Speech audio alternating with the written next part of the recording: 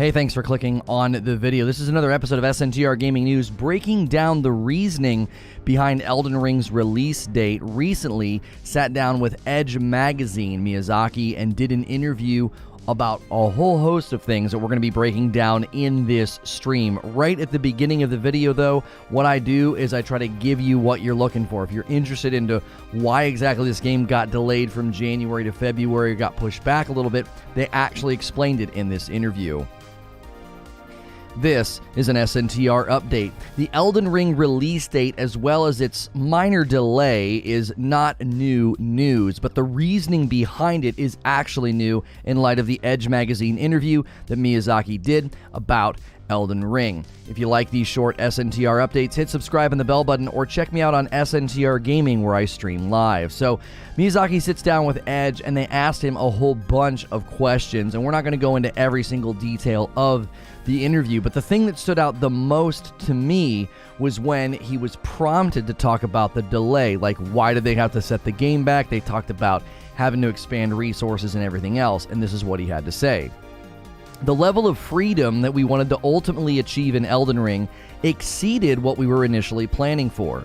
This complexity gradually built up, and the time needed to debug in QA in particular took a lot more effort. So the actual catalyst for delaying this game was that they had set out to give you a lot of freedom. He talks about that in the interview with respect to exploration, the open world, all sorts of different things, mounted combat and the rest. And that level of freedom actually kind of did a little bit of what is called scope creep on them, meaning it got bigger than what they had initially planned for. They thought, we're not going to give, the player this much freedom. Well, they ended up doing that. They went beyond their initial conception. So the actual delay has nothing to do with problems or the game wasn't ready. It's like, well, no, we want to do more debugging and quality assurance, and in order to do so, we need a little bit more time because we gave you way more freedom than initially planned. Now, when asked if any systems or mechanics were particularly difficult, he said that the rhythm and the flow of the game was something they struggled with because they want to keep the player from getting bored. They want you to be exploring. They want you to be having fun. And they said they actually prioritize that fun and that level of player freedom more than anything. So in two different situations and answers here, he's establishing that player freedom was an enormous focus for this game. It was top priority. He says they prioritized it more than anything else, which I guess that makes perfect sense why they would say, look, it's okay that we did this. This is super important. We have to delay the game. Now, all of this led to this team dealing with the scope expanding, which means they had to expand their team as well as do some outsourcing. A lot of the times when I've brought up my live service theories about the game, they're building their magnum opus. It's far too big to just be a game that gets a couple DLCs. There'll be an ongoing nature to Elden Ring. A lot of people tell me, well, that the company's not big enough for that. Well, it seems that they have, increased their bandwidth as well as worked with some outsourcing, so that could lend some credence to some of the things that I predicted might happen. Now, when he was asked about the open world and sort of making his mark on the genre, he said he wasn't really looking to sort of make his mark on the open world genre, but he said he wanted to make an open world game he himself would want to explore. Now, he said he won't play the game because he worked on it and he would already kind of know what's coming, but he did say that was his goal. I'm going to make a game that I would want to play. I'd want to use a map. I'd want to go out and do all these things. He attempted, he said, to create something as close to his ideal game as he could. So the love, the passion, the freedom, and all that work is why Elden Ring did get that little delay. So one of the greatest ways, I think, to handle a delay as a developer is to kind of give the reasoning behind it. Sometimes it's problems, sometimes there's frustrations, but in this case, I think this is something that should be celebrated. People should be very excited about this game given the answers in this Edge magazine interview. And good news for folks worried about mounted combat in the realm of freedom, it's actually never forced on you. That was something contained in the interview as well. As always, if you like these SNTR updates, check out SNTR Gaming. I might be streaming right now. And as always, hit subscribe and the bell button. I'll see you in the next one. And good morning, good afternoon, and good evening to everybody here in the live audience. Thank you so much for being here. We greatly appreciate it. Just in time as well, the ESRB has given Elden Ring a mature rating for blood and gore, language, suggestive themes, and violence. The word SHIT appears in the dialogue as well. So is being classified by the ESRB as an action role-playing game in which players assume the role of a character trying to retrieve a magical ring and become the Elden Lord. From a third-person perspective, players explore environments, collect items, and battle various enemies in melee combat. Players use swords, spears, axes, arrows, and magic to enemies. Combat is highlighted by cries of pain, splatters of blood, and impact sounds. The game includes depictions of gore, collectible items that include severed fingers and tongues, a boss character cutting off his arm, severed arms hanging from a ceiling. During the course of the game, a humanoid monster is depicted partially nude, with scales and scars covering its breast and pelvic region. So it's definitely got mature stuff in it. 110% in favor of delays given the state of the industry these days. I prefer a delayed game rather than a dumpster fire that's released quote-unquote on time but burns out and it's not worth playing. Right, exactly. I found the interview to be incredibly interesting primarily because the reason that they delayed it was because of player freedom, right? They pushed player freedom extremely hard in this game. They said it was like more broad than they initially planned. I think that's incredibly interesting. Like if you're looking at, if you're looking at the Elden Ring gameplay, that's not been something that's been highlighted, I don't think, as much. I think it's been, established that there'll be a lot of player freedom and open world exploration, and there's a lot of RPG elements to the game. There's magic, there's the different, weapon arts and things of that nature. But that hasn't been highlighted, I don't think, as much, especially not to the point where they would say that there's so much player freedom, that's one of the reasons we had to delay the game. Good morning, Heavy Metal Mama. What's good, Feed? I see you in the chat. Donut can be here live. That's a rarity. Good to see you, Donut. To be honest, the only reason people dislike delays is because they're announced. If they were just internally delayed but never announced that the date has changed, people would be fine. That would still make this interview interesting to me. Like, let's just say they never gave us an Elden Ring release date. They were like, well, yeah, it'll be ready when it's ready. If he did this interview and said, yeah, we actually had to delay the game by about a month and a half, and here's why, I'd be like, well, that's incredibly interesting. So the actual scope of player freedom got larger than you initially conceived of. I wish you would have went into more details about, what was their original conception of player freedom and what exactly happened that moved the goalpost and expanded it beyond what they had originally planned. Because for me, this is something that lots of action RPG games, I think, fail at. They give you this semblance of player freedom, but it's an illusion. Everybody gets halfway through the game and basically has the same skill tree. Everybody gets to the end and you have all the skills. Your choices and your decisions are just like sort of superfluous. You do have decisions navigating the open world, and do you want to do side missions and things of that nature? Sure, but in general, I think a lot of the times it takes away that satisfaction. Something I was encouraged about when we just recently covered Horizon Forbidden West and the 6 skill trees is they said, we don't force you down any of them. You can build however you want. If you want to go all machine, if you want to go all melee, all bow with your skills, that is, you have that choice.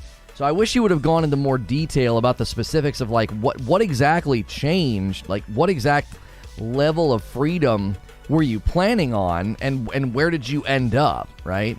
Miyazaki's a community darling, a gamer's gamer. I hope Elden Ring has a DesignWorks interview later, because those talks could get a lot behind the scenes. I would love to see it. The Elden Ring Edge interview I thought was good, but it also seemed very surface level. So it's like, okay, this is, and that's totally fine, but this is meant to promote the game. This is meant to get everybody excited, and there's nothing wrong with that. But it did feel a little fluffy, I was like, well, this is kind of a fluff piece, and that's okay. I don't have anything against that. But I would like to see I would like to see more behind the scenes, mainly with respect to the player freedom. We've talked about the Elden Ring install size, the Elden Ring map size. You know, I've obviously been continuing to put out my theory about live service. It's funny, that's like the number one point of engagement that we get right now. If somebody engages with my Elden Ring coverage, that's what they center on. They disagree with my theories or the possibility of them doing live service elements with Elden Ring. People are very much against the idea. They don't necessarily outline like how or why. They just say, well, it's always been this way, or you know, whatever the case may be. And the more I read this interview and the more I thought about some of the stuff that he was saying, the more I thought, I don't want to project onto this, but it really does sound like this game is going to be different. It's not going to be the same as the traditional Souls games. There's going to be marked differences in how you traverse through Elden Ring gameplay. You're not going to have this sort of linear set piece, slightly non-linear, but linear set piece experience. It's going to be very, very different. Barrier says, my favorite bit. An Elden Ring social media post from earlier this year stated, quote, like the Erd tree itself, a tarnished path reaches up to the branches of the heavens and twists down into the roots of the earth. Dark Souls game world had a surprising vertical span, from lava pits deep underground to the cliff-top city of Anorlando. Will Elden Ring be similar in that regard? We noticed item descriptions tease us with the prospect of an eternal city, underground, as well as the temple in the sky. His answer: yes, those places referred to in terms of the depths of the heights of the world, of the depths and the heights of the world, will be places you can actually explore. We wanted to create this world that was full of joy of exploration of the unknown. So we wanted to create lots of enticing things for the budding adventurer. And we wanted to prepare lots of these mysterious situations that players would read over or hear about and want to go looking for and go exploring. Variety is something we strive for when creating this game, and something I believe we've managed to achieve. So there will be then this sort of underground city as well as a city in the sky, right? And I'm sorry, it was the prospect of an eternal city underground as well as a temple in the sky. I've not woken up yet. I thought you said turd tree. Yeah, that was that was Dark Souls 3. Yeah, the turd tree. If you're just tuning in, we're discussing the Elden Ring release date explained. Miyazaki outlined why they delayed the game. It's not been delayed again, but the initial delay was actually done with regards to player freedom exceeding what they had initially planned, and it required more debugging in QA. So your freedom in the game was a huge factor in them having to delay it. Good morning, Luis Vargas. Hearing about this news makes me more excited for Elden Ring. I've only recently got into FromSoftware games. Just sounds like it's going to be a great game. Donut says, I think in a world where FromSoft can deliver a whole DLC every 2 months, people would love that. I don't think people have a problem with ongoing service. It's just hard to see it being feasible. Okay, so here's what I don't want to do. I'm going to do it, but I don't want to do it, okay? I don't want to project onto this interview too much, but let's just do it for the sake of the conversation. I could see a world where they learn from their scope creep with player freedom, increasing their own team size, as well as outsourcing. They learned that, hey, we can do a little bit more. What if we outsource, like what you're saying, a rhythm of DLC, so that one team can be working on this in 3 or 4 months, and then another team can be working on something for 8 or 9 months from now. Track with me. There was something else in the interview that I thought was telling. I didn't want to put it in the update, but I think it could lend some credence to my theory that I'm coming up with right now. Now, keep in mind, I don't want to project onto this interview stuff that isn't there, but let's just do it for the sake of the idea and the thought experiment. He also talked about a new workflow that they came up with that allowed the computer to do 80% of the work in the world building with respect to placing trees and things of that nature. So 80% of the work was procedurally generated by the computer, and the workflow was a lot smoother because then the artist could come behind and tweak things that had already been placed there. So they've got a new way to world build different than what they would have traditionally done, which would have been more meticulous and more bit by bit, which makes sense because if you're set building, you're going to have a little bit more hands-on than when you're open world building. So there are 3 elements to this that I think could lend credence to my theory, okay? 1, they increased their team size. 2, they started outsourcing some of the work. And 3, they developed a workflow that automated procedural creation of parts of the open world, okay? This could mean live service is not so much out of the question. It's something they could achieve. And when I say live service, it would be their version of live service. As Donut says, a more regular delivery of DLC, updates, whatever, things going on in the world. That's something they might be able to do with those 3 things I just outlined. You know, now keep in mind, I'm not saying that that's what this interview was about. These could simply be breadcrumbs that lead to the realization of the theory that I have been outlining, that they have bigger plans for Elden Ring than just, we're going to release it and then do like 2 DLCs and then that's the end of the matter. I see so much more here, and there were elements to this interview that I sort of feel like add to that. I don't want to read too much, but that was kind of something else I saw in the interview that I thought was pretty important. Anthony A. with 4 months. Happy New Year, everybody. Welcome back in, dude. Thank you for 4 months of membership.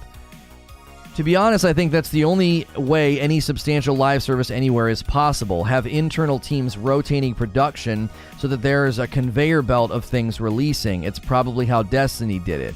I am using a little bit of my Destiny expertise and coverage experience to bring to bear on this. Luke Smith outlined the fact that they did something called parallel development. So when one team is working on Season A, there's a completely different team working on Season B, and then a completely different team working on Season C. Some of this was attributed to the fact that, hey, you guys didn't really like stuff we did in Season A. That's not going to be fixed in Season B and C because they were already being developed and some of those elements were baked in, so sorry about that.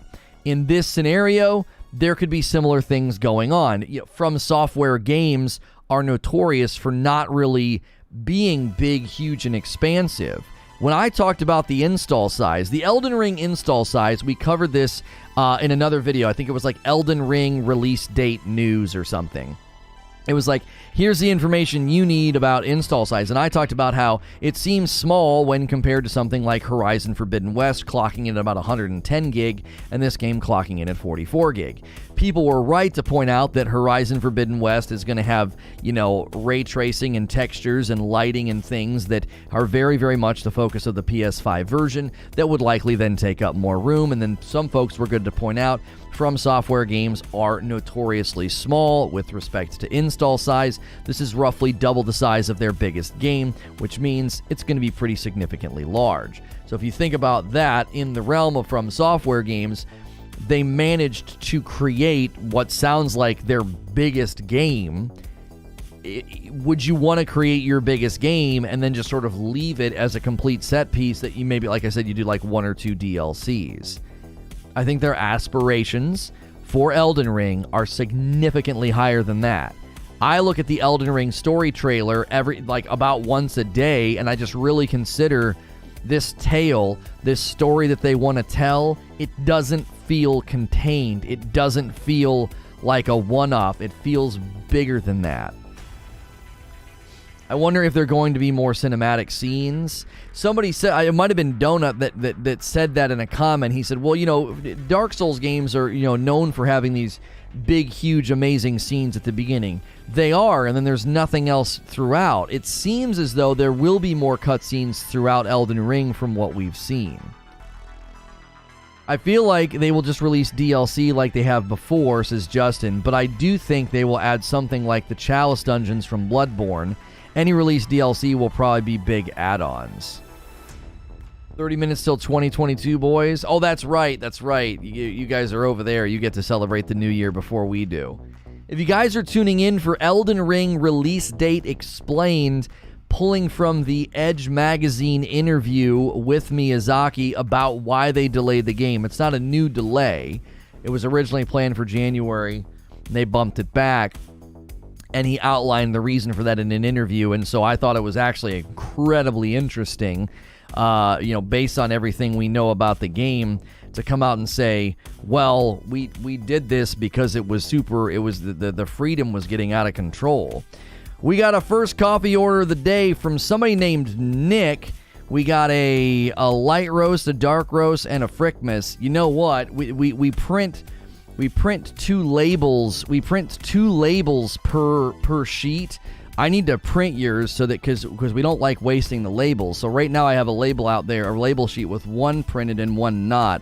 We could probably get yours going, and then you would get in with the group today. My wife would take. We had 11 coffee orders yesterday, so thank you for that. If you're new and you've never been here before, hit subscribe. Guys, we got to get those likes going. We're slacking. We got to get that first 100 likes. Go through your morning ritual, Say good morning, smash the like button. Let's get this train going. We had a huge day yesterday covering Elden Ring. We might have chopped today in half. We might have jumped the gun, right? You guys look forward to From Friday every Friday, and we might have done a little early on Thursday. I thought this news was more interesting than the news about rings, but maybe I was wrong. Is that in New Zealand? No, he's in South Korea. Let's see here. So we don't want what the frick? Why does it do that? We don't want a return label. And we're going to give you a padded flat rate envelope and padded flat rate envelope for the 3. Good morning, everybody. Thank you for being here. FromSoftware learn a lot regarding the implementation of cinematic storytelling in Sekiro. Safe to say Elden Ring will have that aspect as well. I have noticed that difference in playing through Sekiro.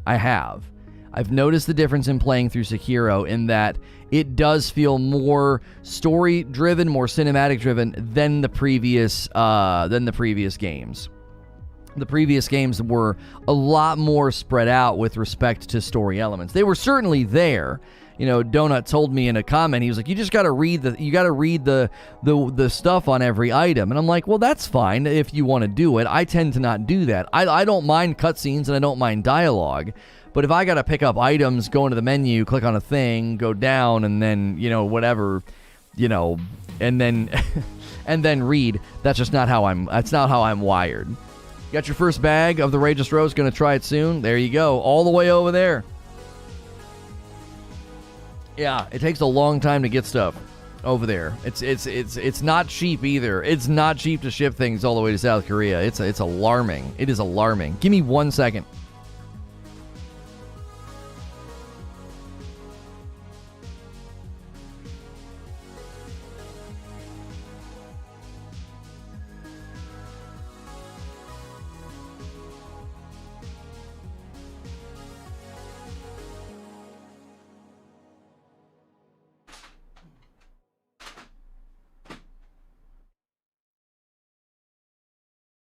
All right, lucky guy. This lucky guy Nick is going to get his order printed like right away because we had one.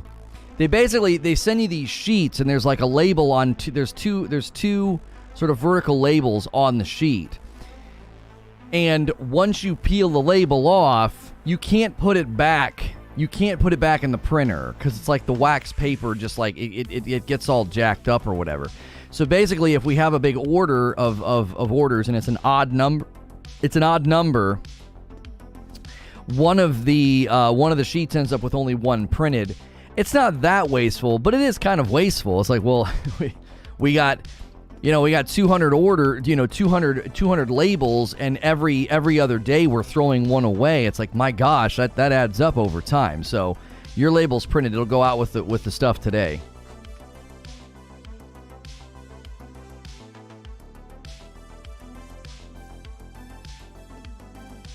It was one of everything, so I got to make sure and write that on the back here. We write that on the back. Okay.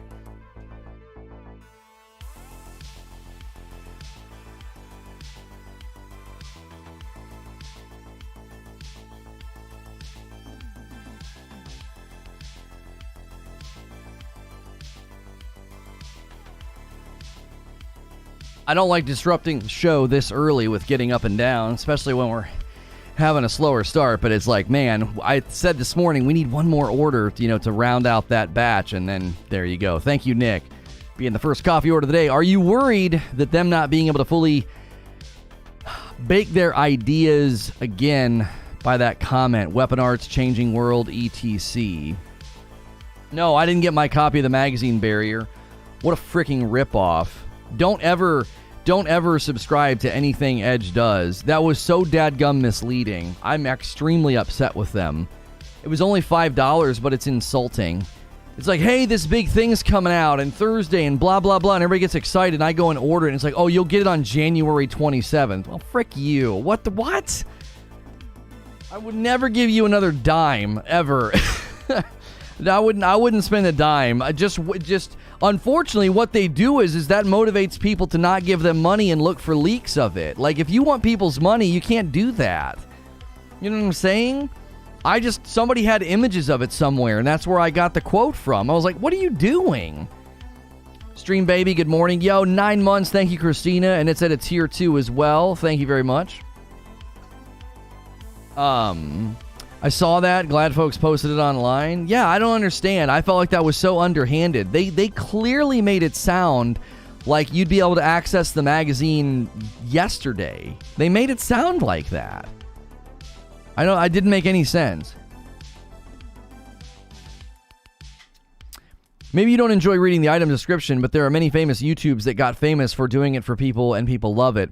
I hope the whole story is revealed with cutscenes. It takes the mystery out of it. Oh, I think you meant to say you hope the whole story is not revealed with cutscenes. It takes the mystery out of it. Is that what you're saying, Tuxedo? You don't want that? If you're just tuning in, I'm actually curious about that. Do you prefer cutscenes or mystery? So let's do this. Let's just do this. Elden Ring story. Cutscene heavy or mysterious lore? Which would you prefer?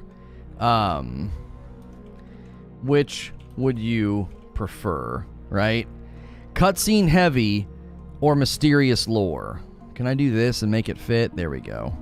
So we're going to say cutscene heavy is an option, and then we're going to go mysterious lore. And no, I'm not going to give you the option to say a little bit of both. That's not an answer. If you have to pick between cutscene heavy and mysterious lore, I want to know which you would pick for Elden Ring story. What would you prefer? I think Sekiro's small quality of life was a nice compromise. It tried to get rid of some of the steps of seeing the item descriptions. I think having them on loading screens is also good. David says a bit of both. Well, yeah, I don't let you pick a bit of both on a poll because that doesn't serve our purposes. Like, I want to know, where is chat leaning? Obviously, yes, any sensible person, I think, would say, well, let's do both, right?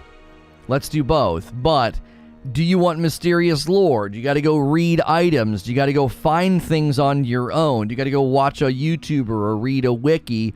Or would you be like, no, just do it cutscene heavy. I want all the story to be right out there in front of my face. I don't want to have to go find it.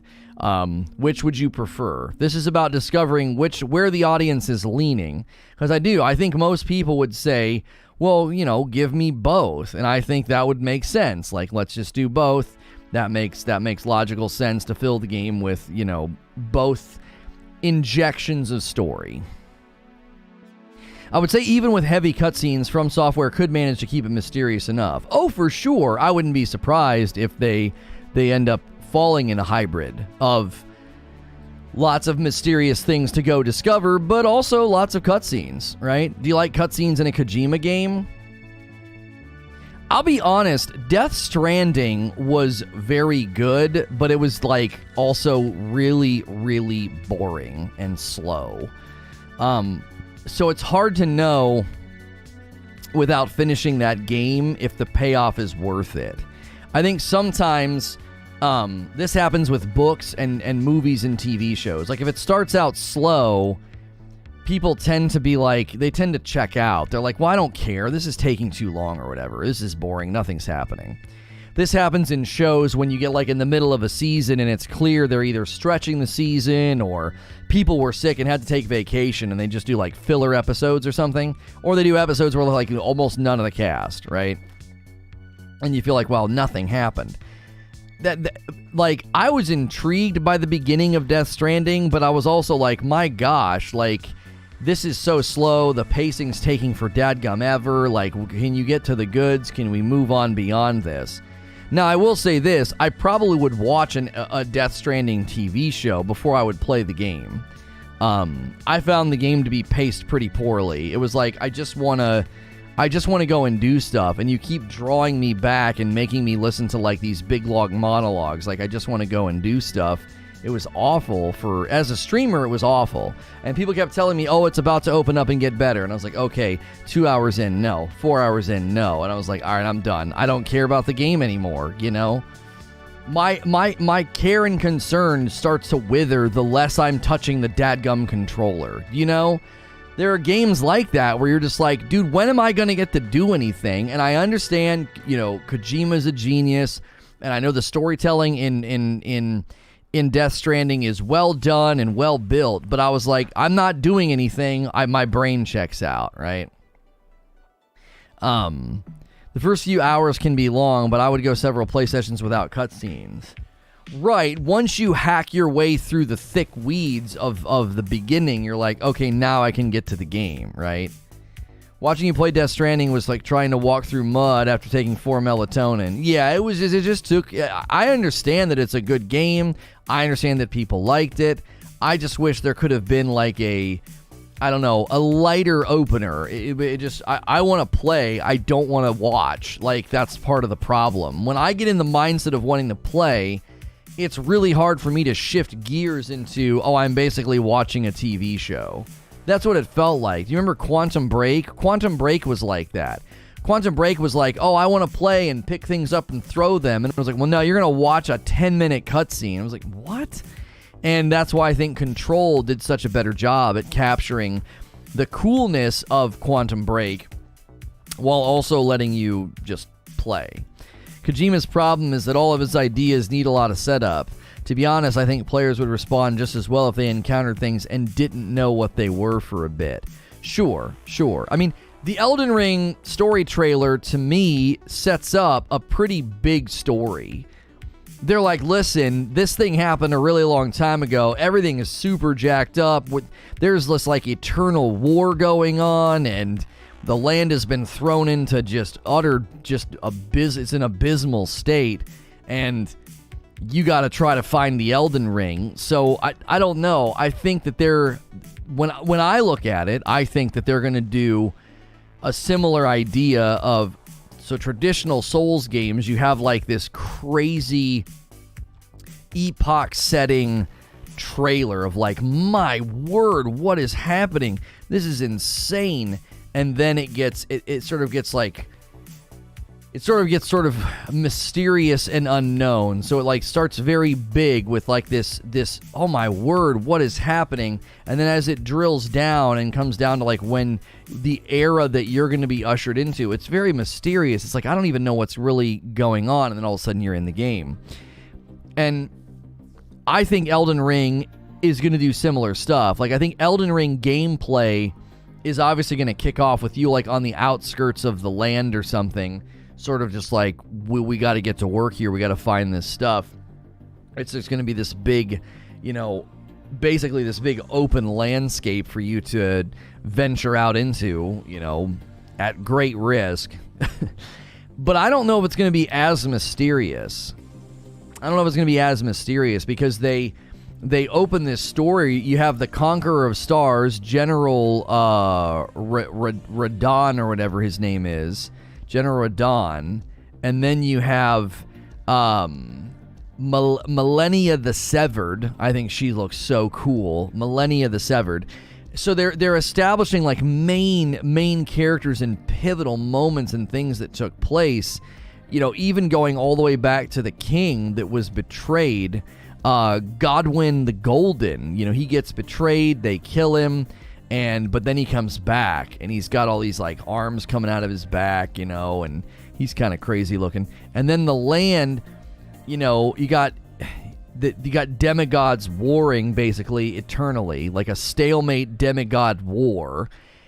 This doesn't feel as mysterious as the other games. It doesn't feel as mysterious.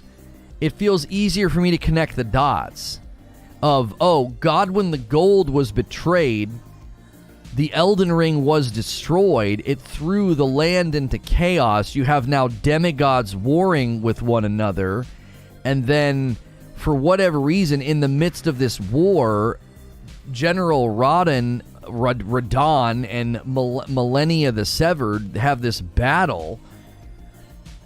These two were the mightiest to remain and locked horns in combat. So they're almost like a symbolic representation of what's happening in the war. There would be no victor, it says.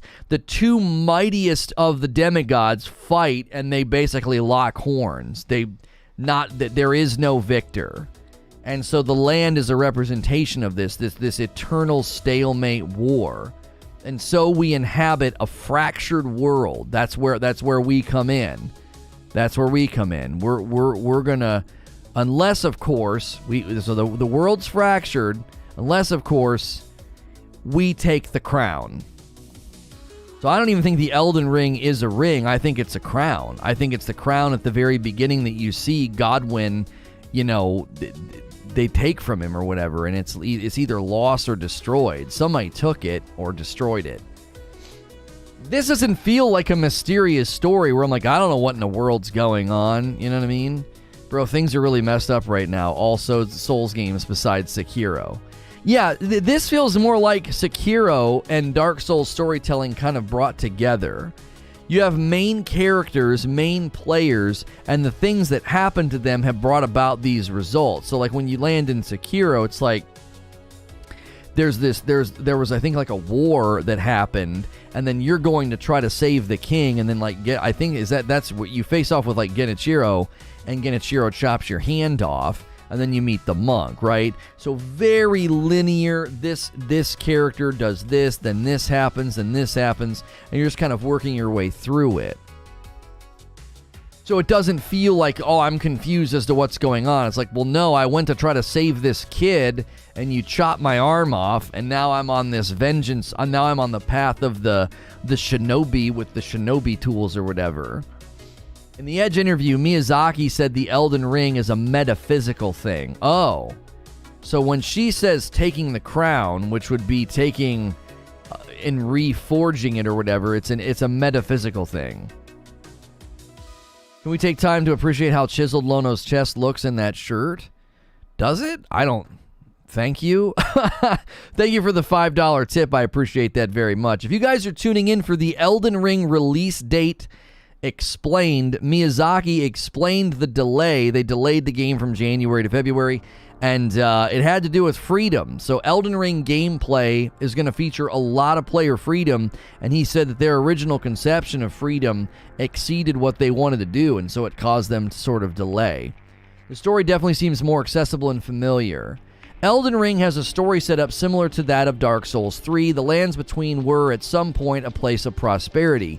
Guided by the greater will, Queen Marika the Eternal ruled the power of the mystical rune known as the Elden Ring. So it's a mystical rune known as the Elden Ring. Source of the Erd Tree. This is before the Elden Ring was shattered and its component great runes scattered across the lands between. In their lust for power, Marika's demigod offspring and their minions have collected these runes for themselves, triggering a massive free-for-all war known as the Shattering. Now, even the greater will has abandoned the land, and the golden grace that once defined the place has been scattered to the winds.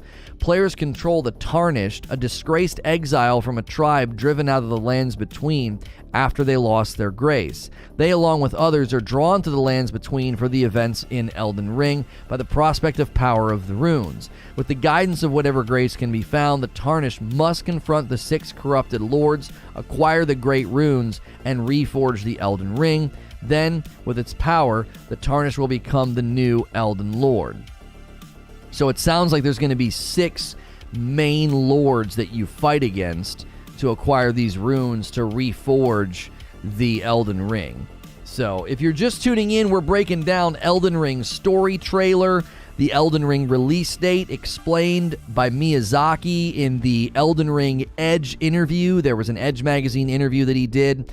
I even grabbed pieces of it and talked a little bit about the development and what that means with respect to are they necessarily still too small to do live service. Again, I don't want to project too much on the interview, but I think there were elements there that could add to my theory. Could. I'm not saying it does. The great runes equal great souls. Imagine you're wandering around in the lands between and suddenly you witness a huge landmass just floating in the sky. A sky temple would be fascinating to watch. Well, apparently you're going to be able to go to the Eternal City underground as well as the temple in the sky. Those are actual places you will be able to go in Elden Ring gameplay. You're not going to be like restricted just to the ground or the dungeons or the castles or whatever. If this is like Sekiro, storytelling-wise, that I'm sold. What I hated about Dark Souls was having to imagine the whole plot. Well, and there are people that, and that's why I'm curious up at the top here, if you had to choose between Elden Ring's story being very cutscene heavy or mysterious lore, like you have to go find all the pieces, it's 60-40 split, 64-36. More people are saying, I would like it to be mysterious. I think fans of the game have developed a palette for mysterious storytelling. Not that it's better, it's just that that's what they've come to expect, or as I said, they've kind of developed a palette for it. They like to go and find the things and to search for things. Hey, another order of coffee. This one's not going to get thrown in with, unless my wife comes down and we get another one. Perfect Paradox ordering a bag of Frickmas. Thank you so much, Perfect Paradox. Only 6 bosses, though? Well, no. Hang on. 6 main bosses. How many bosses are there in Dark Souls 3 that are the main bosses? And then how many optional bosses are there, right? Dark Souls 3 had the 4 Lords of Cinder, but it had more than 4 bosses. Yeah, there you go. So Dark Souls 3 had your 4 Lords of Cinder, but there were tons of bosses. Also consider there were optional bosses. You have your main path bosses that must be that must be conquered in order to move through. I did write great bosses. Even still, though, does that mean that they're? I don't know. I wouldn't read too much into that. I wouldn't read too much into the fact that there's only 6 great bosses. I would hold before finding that worrying. I have to watch YouTube videos about the Dark Souls lore because I didn't understand. There are 45 in Dark Souls 2. 45 what? Bosses? If you include like what? Are there like mini, side, and main bosses and there's 45 in Dark Souls 2? That seems absurd. That seems like a boss rush. Lore vids are super fun, says Barrier.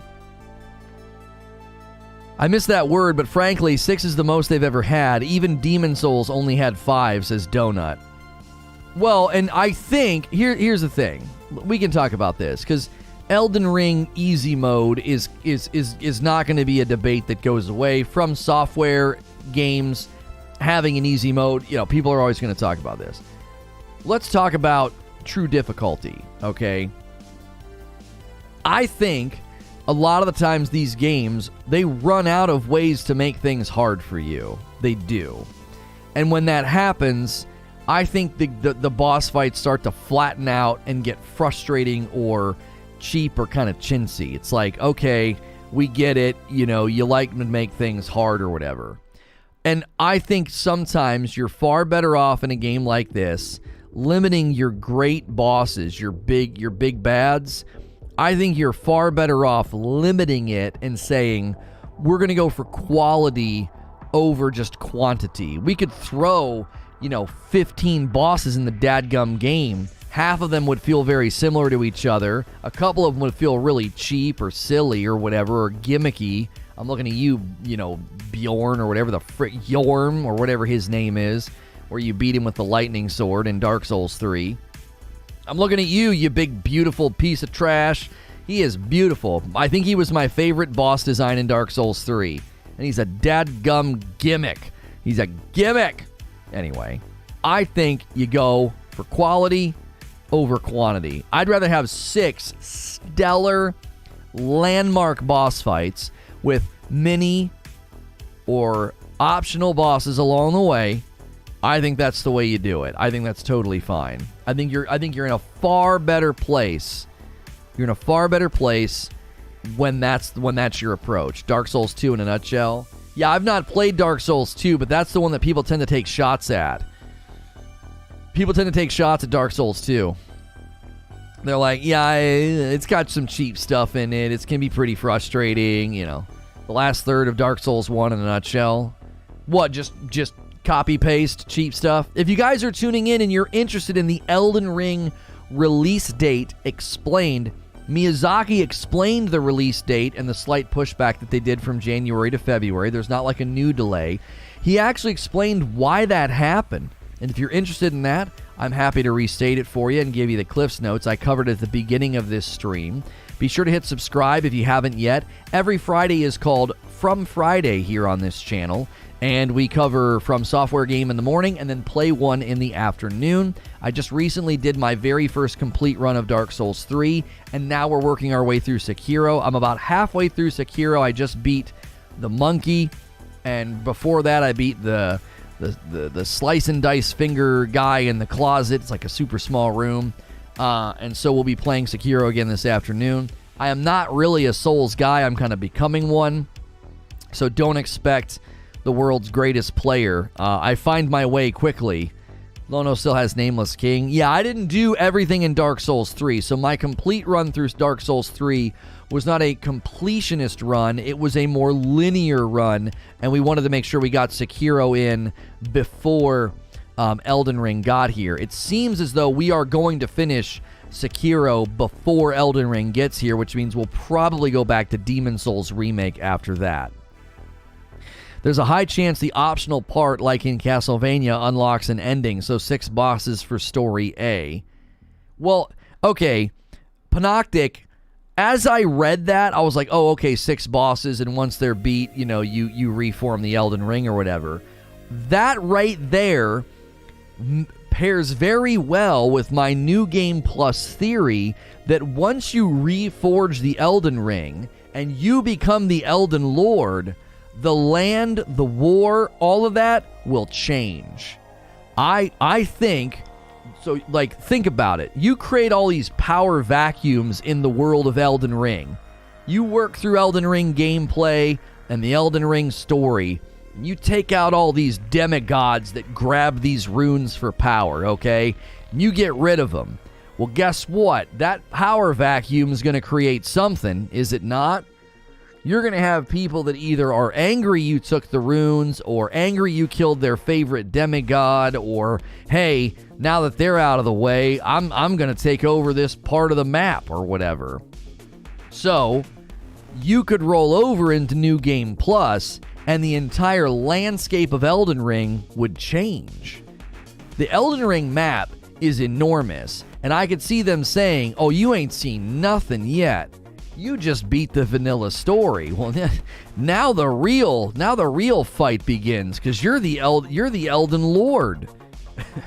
You're the Elden Lord, buddy, and guess what? They're coming for you. They're not happy that you did this.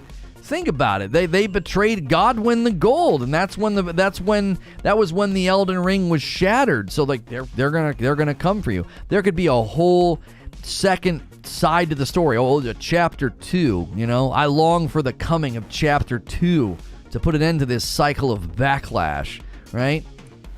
That could be something that happens. How does that theory support multiple endings? Oh, I don't know about multiple endings. I don't know. Have they said there's going to be multiple endings? Did they say that? I've not seen that. Considering they're going the Sekiro route of mini-bosses, it'll probably have the most mini-bosses of any games. Yeah, like that homie they show on the horse in the one footage when they're playing co-op. Have you seen that? That guy looks amazing. He's not one of the great bosses. There are multiple endings as barrier. Interesting.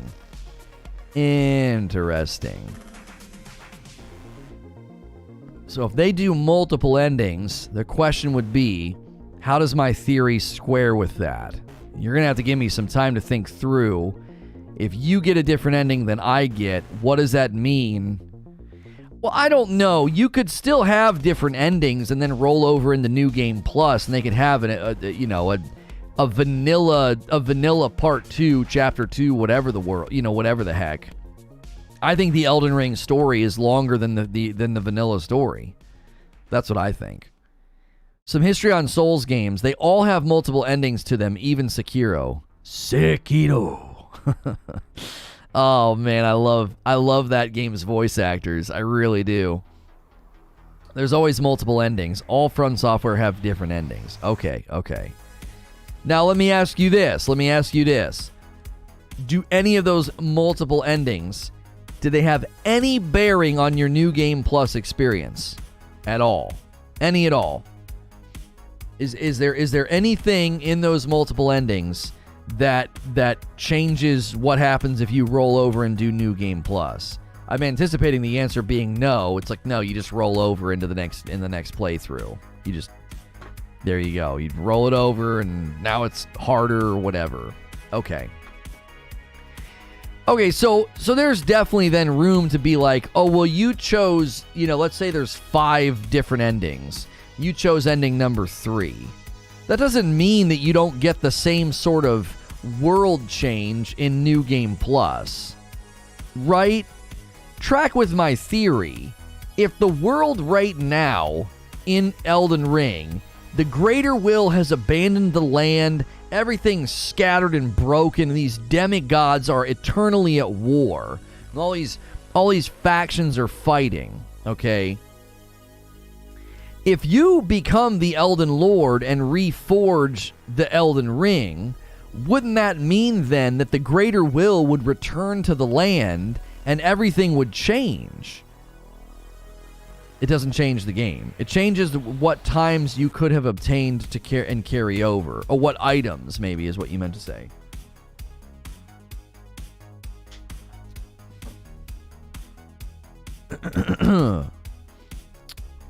I don't even bother with New Game Plus as Darkness Enmity.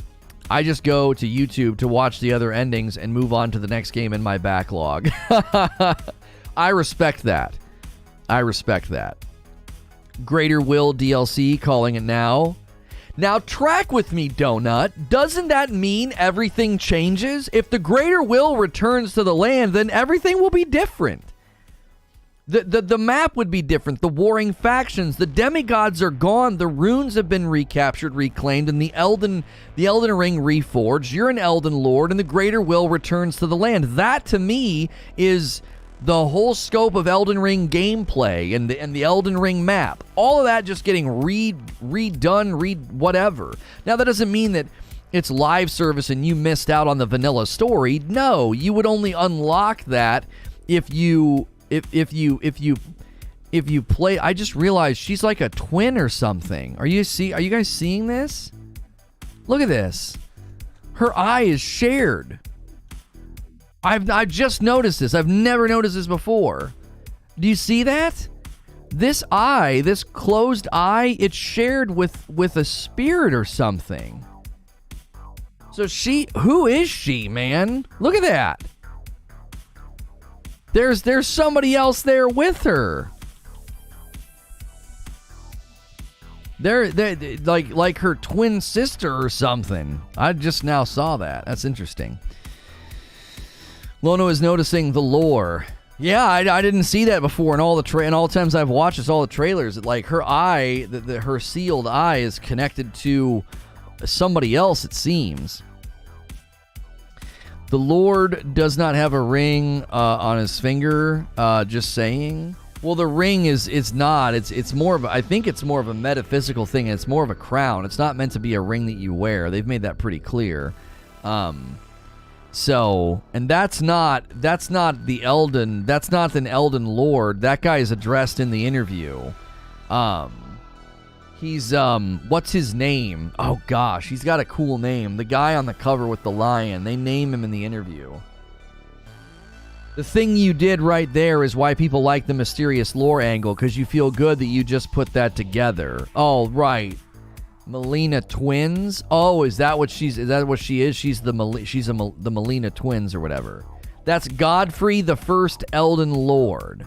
Oh, so he is an Elden Lord. So that's Godfrey. Is Godwyn his son? Is Godwyn the Gold Godfrey's son? Because they have similar names, and Godwyn's killed, betrayed, and that seems to be the catalyst. Godwyn dying seems to be the catalyst for everything getting broken and jacked up. Godfrey, the character in your cover artwork, is sort of an embodiment of that. He's one of the major players in the game. Okay, yeah. So he's a major player in the game on the cover. That Godfrey guy with like the lion on his shoulder or whatever. Night in the lore is what you make it. They expect you to link the fire and the circle. The cycle continues, but that's not the best ending.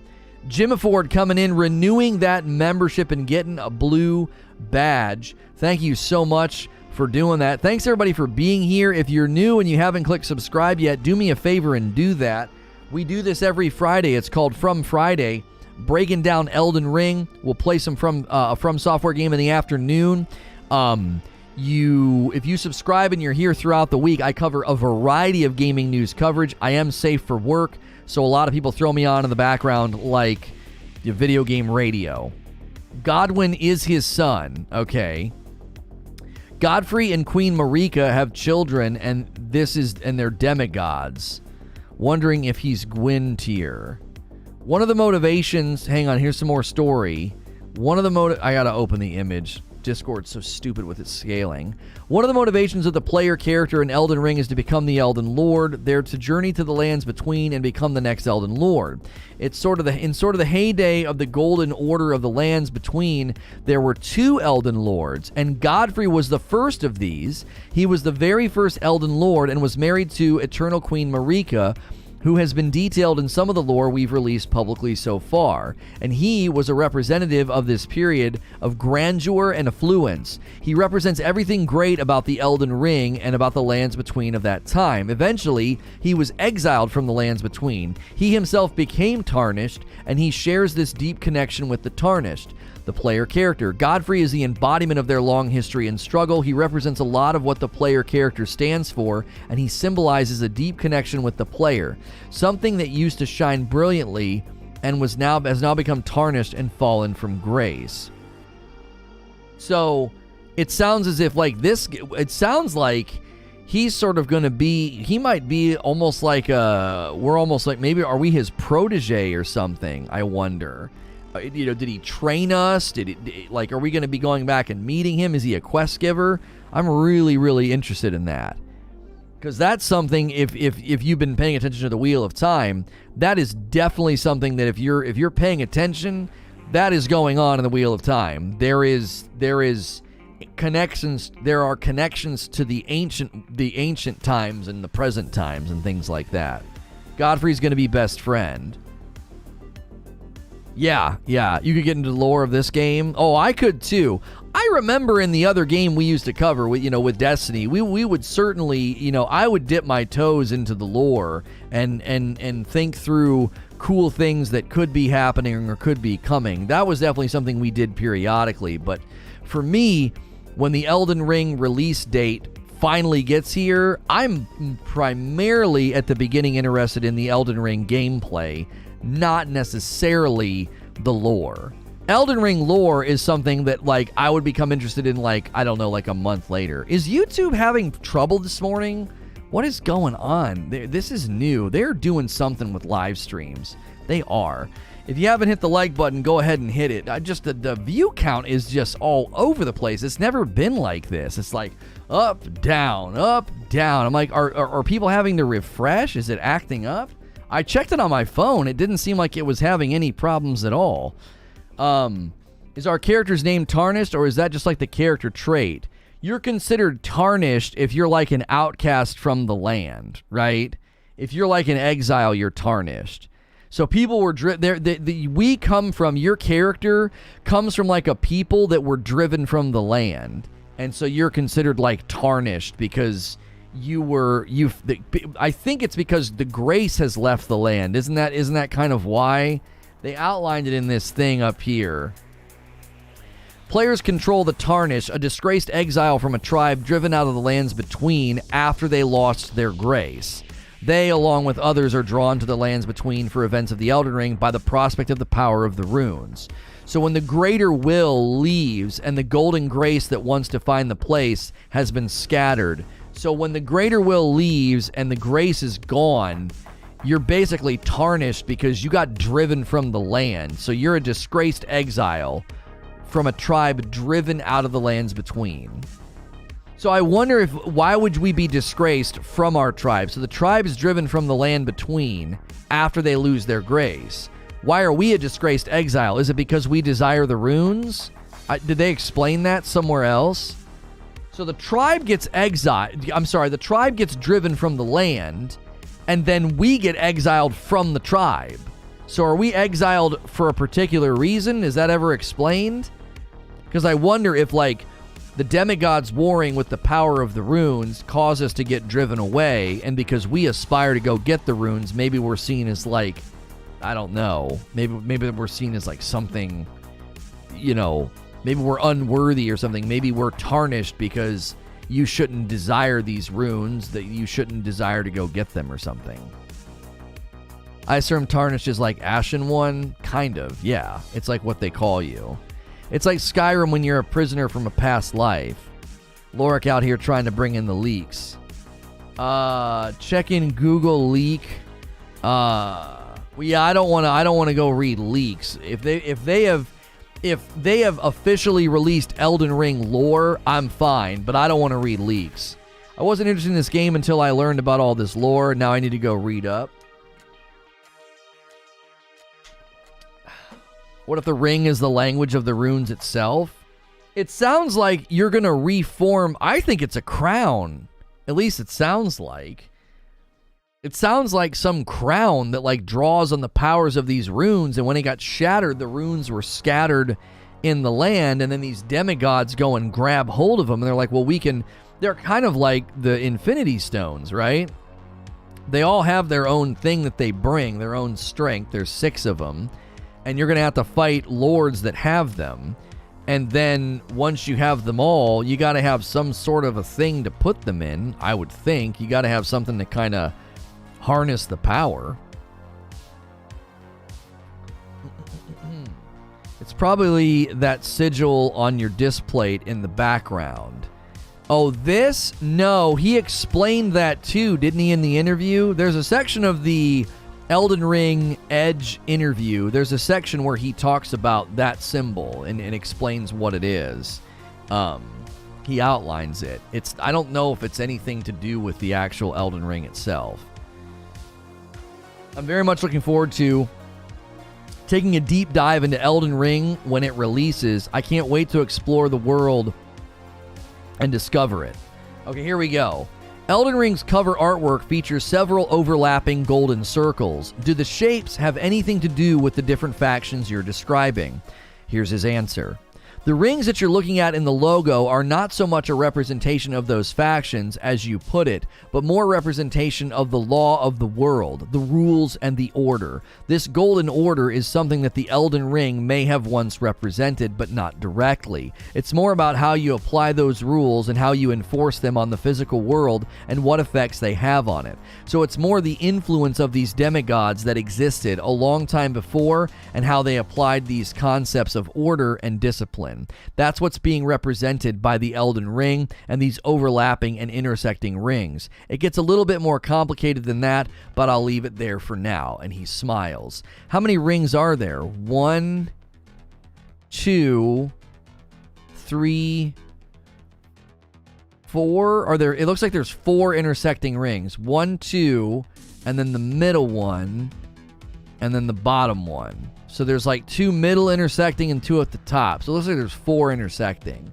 So it's not like the 6, it doesn't represent like the 6 runes or the 6 lords or whatever. It seems like it represents something a little like he's saying. They're being he's being a little mysterious with it, right? It represents the laws of, it's basically the laws of the world, rules and order, right? Not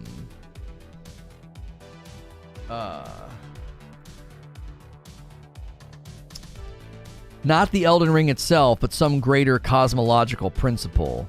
8 rings, 4 full rings, and 4 half rings. 8 rings? I don't see 8 rings. It looks like a tree to me. Yeah, a little bit. It does look a little bit like a tree, maybe. The lot of tree imagery in Ashes of Creation, completely different game though. If you guys are new and you're just tuning in, be sure to hit the subscribe button if you want to talk in chat. We are a very welcoming community. We always love hearing from FromSoftware fans, what they think of this game, what you think of the classic games. I'm really not sure if YouTube's having trouble or if they're experimenting with live stream. So if you're having to refresh and stuff, I do apologize. I've never seen the view count do what it's doing unless YouTube's having problems. Like we're like up and then we're down. We're losing like 10 and 20 people and then they all come back in, it seems. I'm not sure what's happening. So if you're new, feel free to join in the discussion. Hit the subscribe button. Let's set our sights on 200 likes for the day. We only need about 40 more likes. And again, I apologize if YouTube's having trouble. Nobody's saying anything in chat, so what do you mean with the Elden Ring release date explained? So Miyazaki sat down and did an Elden Ring Edge interview with Edge Magazine, and they originally were going to have this game come out in January, and they pushed it back to February the 25th. He explained why they did that. So there's not a new delay or a new release date, but he explained that release date and why it happened. So essentially what happened was they had a concept of player freedom, and over time, he said, it became more than they had originally scoped out. I'll give you his exact word-for-word answer here. He said, the level of freedom that we wanted to ultimately achieve in Elden Ring exceeded what we were initially planning for. This complexity gradually built up, and the time needed to debug and QA in particular took a lot more effort. So he's essentially putting meat on the bones, which I think should be encouraging to fans and people waiting for the game of like, why'd you delay? Were you guys having problems? Were you having trouble? No, we exceeded what we initially planned for with player freedom, and it required more quality assurance and debugging. So YouTube's having issues with the chat, not anything dealing with the video or audio feed. Maybe that's what's happening. Maybe people are trying to type in chat and they just keep having to refresh or something. I don't know. If Elden Ring opens a merch store, calling that they'll name it Elden Bling. Oh, that's pretty funny. Night Sekiro is the only Sekiro is the only FromSoftware game I don't like. Oh, you don't like Sekiro? Yeah, Creature thinks I don't like the game. I think I like the game, which is why I get more angry and take it more personal. Like, I'm more bought in to playing than I was with Dark Souls 3. Like, Dark Souls 3 was like an experiment for us, but with Sekiro, I'm like more committed and invested, and I think I get more irritated when that happens. So, like, my irritation is more prominent in the Sekiro streams than it was in the Dark Souls 3 streams. Here's a quote here. They were all of them deceived, for another ring was made in the land of Mordor. That's right, that's right. Yo, what's good, Philip? Welcome. Is there a new release date? No. The original release date was January. It got pushed into February, and Miyazaki explained why they did that. It was like, okay, let's explain to you guys the delay to February. That's what today's stream is about, okay? Because the nature, I think the nature of delays are always sometimes very different. Sometimes they're having actual like technical problems, right? Notice his tone. He's not trying to convince me. Oh, I'm not trying to convince anybody. I do get more aggravated in Sekiro than I did in Dark Souls 3, and I think it's because I'm more invested. I'm becoming more invested into beating FromSoftware games. I'm probably going to do similar things when I go back to Demon Souls. I'll probably get irritated quicker, because I'm more invested. When I'm less invested and it's sort of an experiment, like Dark Souls 3 always felt like an experiment of like, will I actually finish this game? It was kind of an unknown thing. Beating Dark Souls 3 kind of sealed my fate. It was like, well, now you got to go beat the other ones. If I would have gotten to a point where I was like, this isn't working, I don't like this, I can't beat this, well, that would have been the end of the matter. There was always kind of that escape route I could take of like, this isn't really my thing, this isn't really my game. But when I beat Cinder, it was like, that sealed my fate. It was like, well, now you got to go beat the other ones. One more month until it's crushing time and getting teabagged. Well, it's the end of February, so it's basically 2 more months. We have virtually all of January and February before the game comes out. Your experience with Dark Souls 3 and Sekiro, Demon Souls will be much more lighthearted for you. I think Eugene said the same thing. I think he walked right through Demon Souls like it was nothing, and he said that Dark Souls 3 feels clunky or something. Sekiro had better combat and is more fluid. I figured you'd enjoy it more. I do enjoy it more, but that doesn't mean I don't get angry. My anger, this is something that happens to me. I don't know if you guys are like this. The more I actually enjoy a game and develop a like for it, the more angry I get when things aren't going well. Does that make sense? The highs and the lows of a game, I think that spectrum gets broader the more you enjoy a game. I do.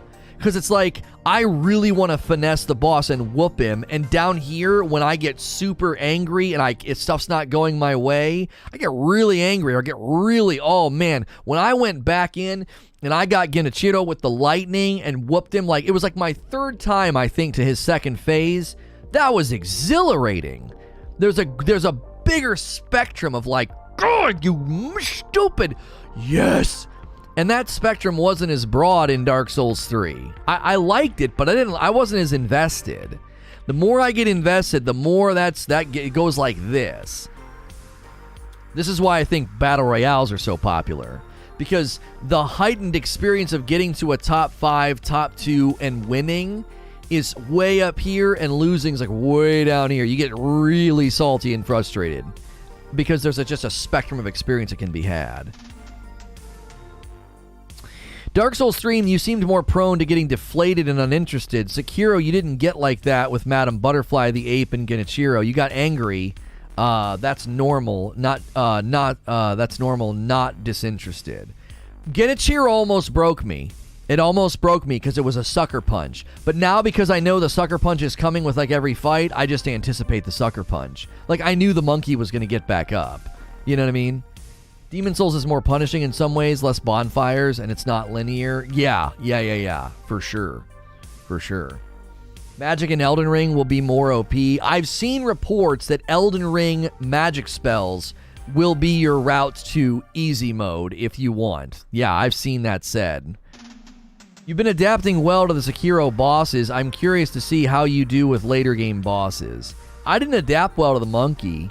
I was stubborn. I was an absolute donkey in that fight. I was so stupid and stubborn. I'd have beat him way earlier if I'd have stopped being stubborn. You know what I mean? Why does your hair look like that? Respectfully? Why does anybody's hair look like anything? Because that's how they styled it. Like, that's a weird question. What do you mean? Why does anybody's hair look any style? Afro, braids, ponytail, long, short, buzz cut, flat top. It looks that way because that's how they styled it. Sister Freed will make you quit. I think I'm a little too invested now. I don't think I'll quit. And give me credit. I'm moving at a pretty good clip through the game. Nobody told me how to beat any of the bosses. You know, the monkey and Genichiro, nobody told me how to beat those bosses. I just kind of found my way. You know what I mean? Why'd your face look like that?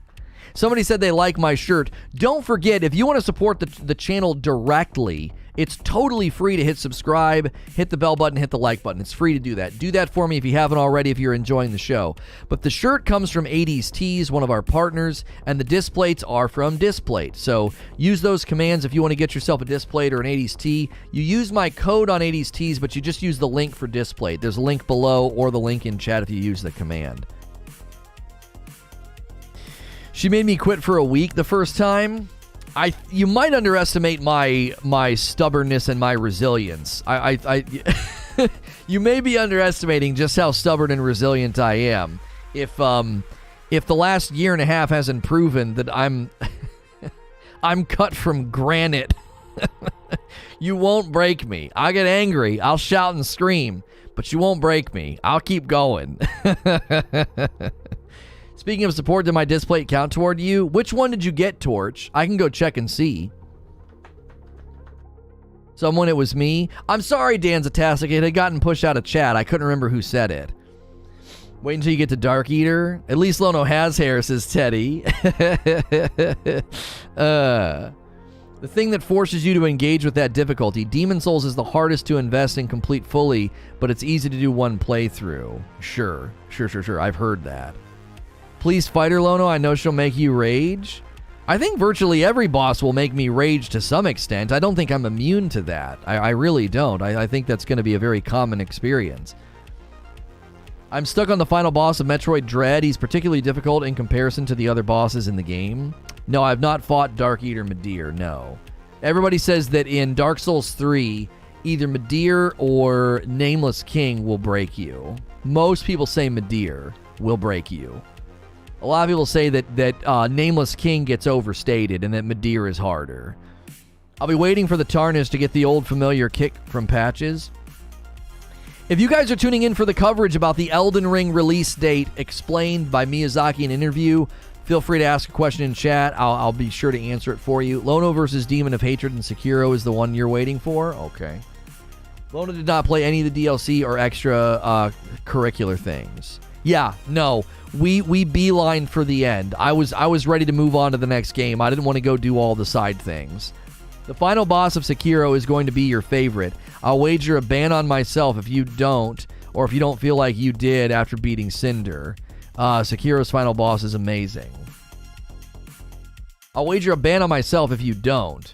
Or if you... Oh, so you're saying, like... Because when I beat Cinder, it wasn't very satisfying.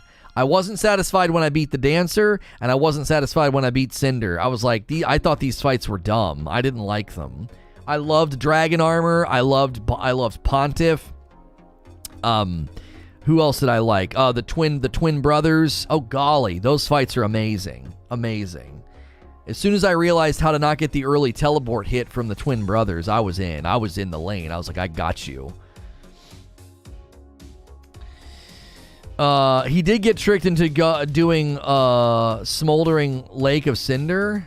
I don't know what that is. $20 from Sven. Thanks for a great year and glad to see you persevering and evolving. Here's a 2022 onward and upward, sir. Here's some beer money. Buy whatever. Thank you very much, Sven, for the $20 tip. I appreciate that very, very much. I yelled so loud after I finally beat Sekiro's last boss. He tests all your skills. Exactly. If you aren't satisfied, I'll ask to be banned, and I'm not joking. Okay, so you think I'm going to really enjoy the final Sekiro fight. Okay. No, Elden Ring is not delayed again. Miyazaki explained the Elden Ring release date. He explained it, like why they bumped it. It's actually a really good explanation that I think is encouraging about the game's quality. I feel like the Nameless King is the first real spike in difficulty in the base game, which is the main reason why it's difficult. Midir, in comparison, stands well, even in comparison with the other DLC bosses. I hope Dark Souls 3 gets difficult soon, because right now it's pretty easy. Well, you cut your teeth on Sekiro. You kind of cheated, Eugene. Most people didn't do that. They went Dark Souls 1, 2, 3 in some order, and then Bloodborne. And then they all went and played Sekiro, and they hated it, because it's a very different game. Like, Elden Ring gameplay seems like it's going to let you do a lot of different things, a lot of different weapon arts, a lot of different fighting styles. Sekiro was like, no, you play this way. This is it. There is no, like, speccing into some silly, strong magic build or some sword that's going to do insane DPS. Like, Who is the guy that I killed that he gets back up and then he's on fire and he looks kind of like a witch's hat or something? What is he? And you're fighting on all the dead bodies. Who is that in Dark Souls 3? I absolutely shredded him, and people were like, how is your DPS so high? I was a little over-leveled for that fight. We had been investing in all this stuff, and I got my one stat really, really high, and I just absolutely murdered him. Abyss Watchers. Yeah, I murdered the Abyss Watchers. People were like, how did you do? There was a guy in chat was like, how did you get that level of DPS? We were over-leveled. That fight was a joke. It was an absolute joke. I played insanely sloppy because I had so much damage. I was just like letting him hit me because I knew, I was like, I only have to hit you like 3 more times. My sword was outputting just insane levels of damage. And so Sekiro, you can't really do that. You're like, well, you can retread and go back. You can be like, well, I'm going to avoid the drunkard and Madame Butterfly. Sure, but come on. You have got to just weather it. So starting with Sekiro, sure, Demon Souls and then Dark Souls 3, those games are all going to feel like a joke to you in comparison. You haven't looked up anything for Dark Souls 3? You shouldn't need to. It's very linear comparatively. I'm sword and board and just cruising. Yeah. Sword and board's pretty strong in it's pretty strong in Dark Souls 3. It is. I think you underestimate how much I actually watched and paid attention. Yeah, I don't think he watched that much when I played through Dark Souls 3. Not enough for him to know what to do and where to go. I remember guiding Lono to the smoldering lake. Yeah, you guys, this is something that I think is really interesting with how we've experienced Dark Souls 3 and Sekiro and even Demon Souls. It'll be very different for Elden Ring gameplay. You guys have sort of been almost like an NPC that says, go here, do this. Oh, hey, go over there. Oh, yeah, here's how this system works, right? I'm not going to have that in Elden Ring. Now, sure, the second week I play it, a lot of you will be like, oh, hey, I figured all these things out. If you do this or that or blah, blah, blah with these stats, that sword you're carrying will be 10 times better or whatever. But to a certain extent, it'll be a very more fresh experience for all of us to feel. I think it'll be really, really good. I feel like we aren't taking advantage of the stickers in the Discord. Imagine a sticker where a yard umbrella falls on Lono. Well, we have to get somebody to make them. I don't really have... I could reach out to the original emote artist and see if he would work with me again. I don't know how many people have quote-unquote changed their mind about me. I saw somebody interacting with Joker about stuff, and she even said people have proven things false that they were canceled for. I don't know who she was referring to. I don't know if she was referring to me. But we've been your Navi. Yeah. Listen. Right.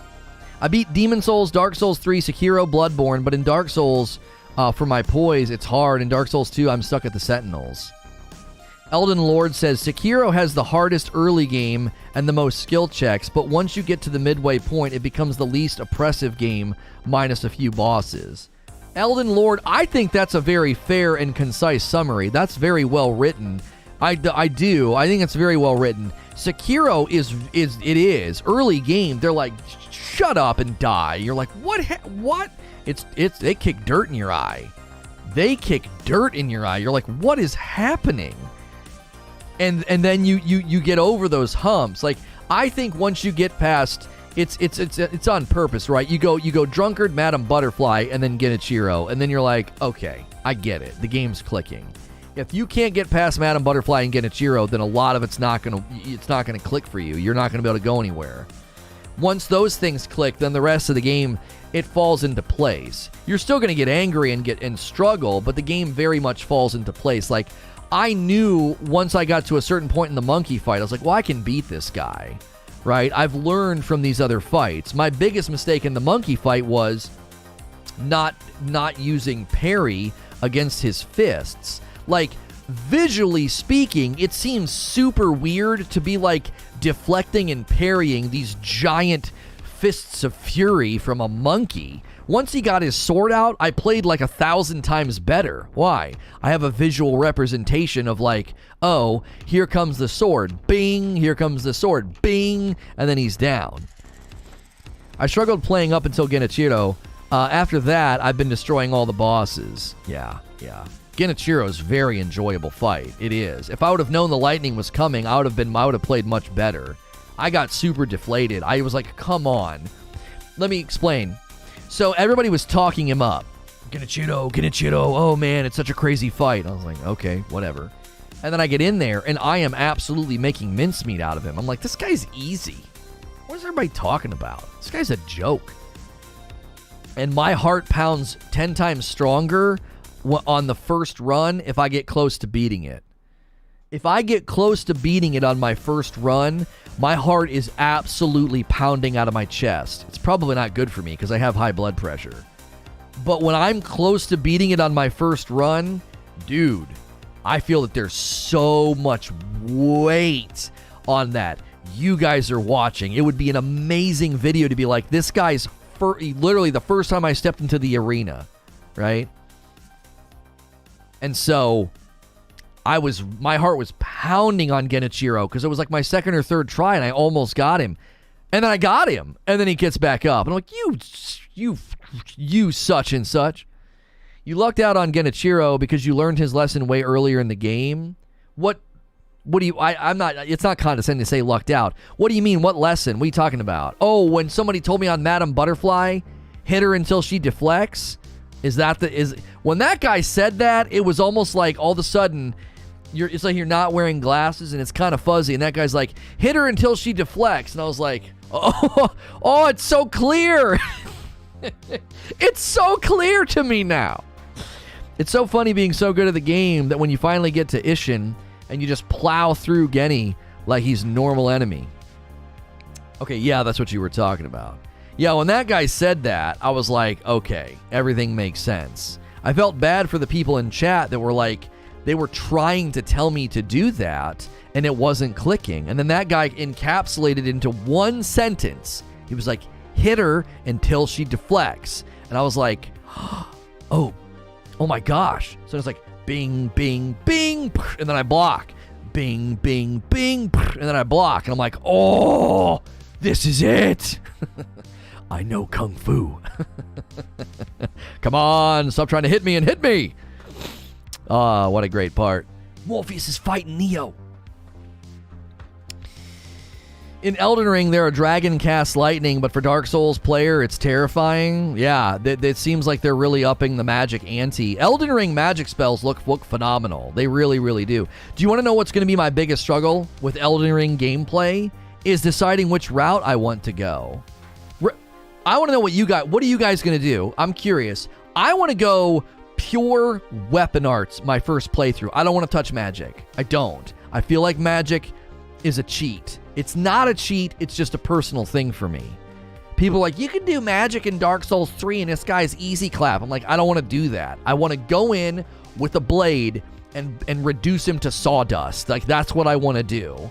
And so I want to either go sword and board or dual swords or something. I don't want to touch magic my first Elden Ring playthrough. When you get really good, you stay on the offensive 100% of the time and you start staggering them mid-combo. Oh, yeah. That was what was so funny, Donut, with Genichiro. He was trying to do stuff and I wasn't letting him do it. He'd go to jump and I'm like, no, get down. Go to jump. No, get down. I was like, this is awesome. I wasn't letting him do anything. I was like, this is great. It was like my third try. And I was just knocking him down. It felt really good.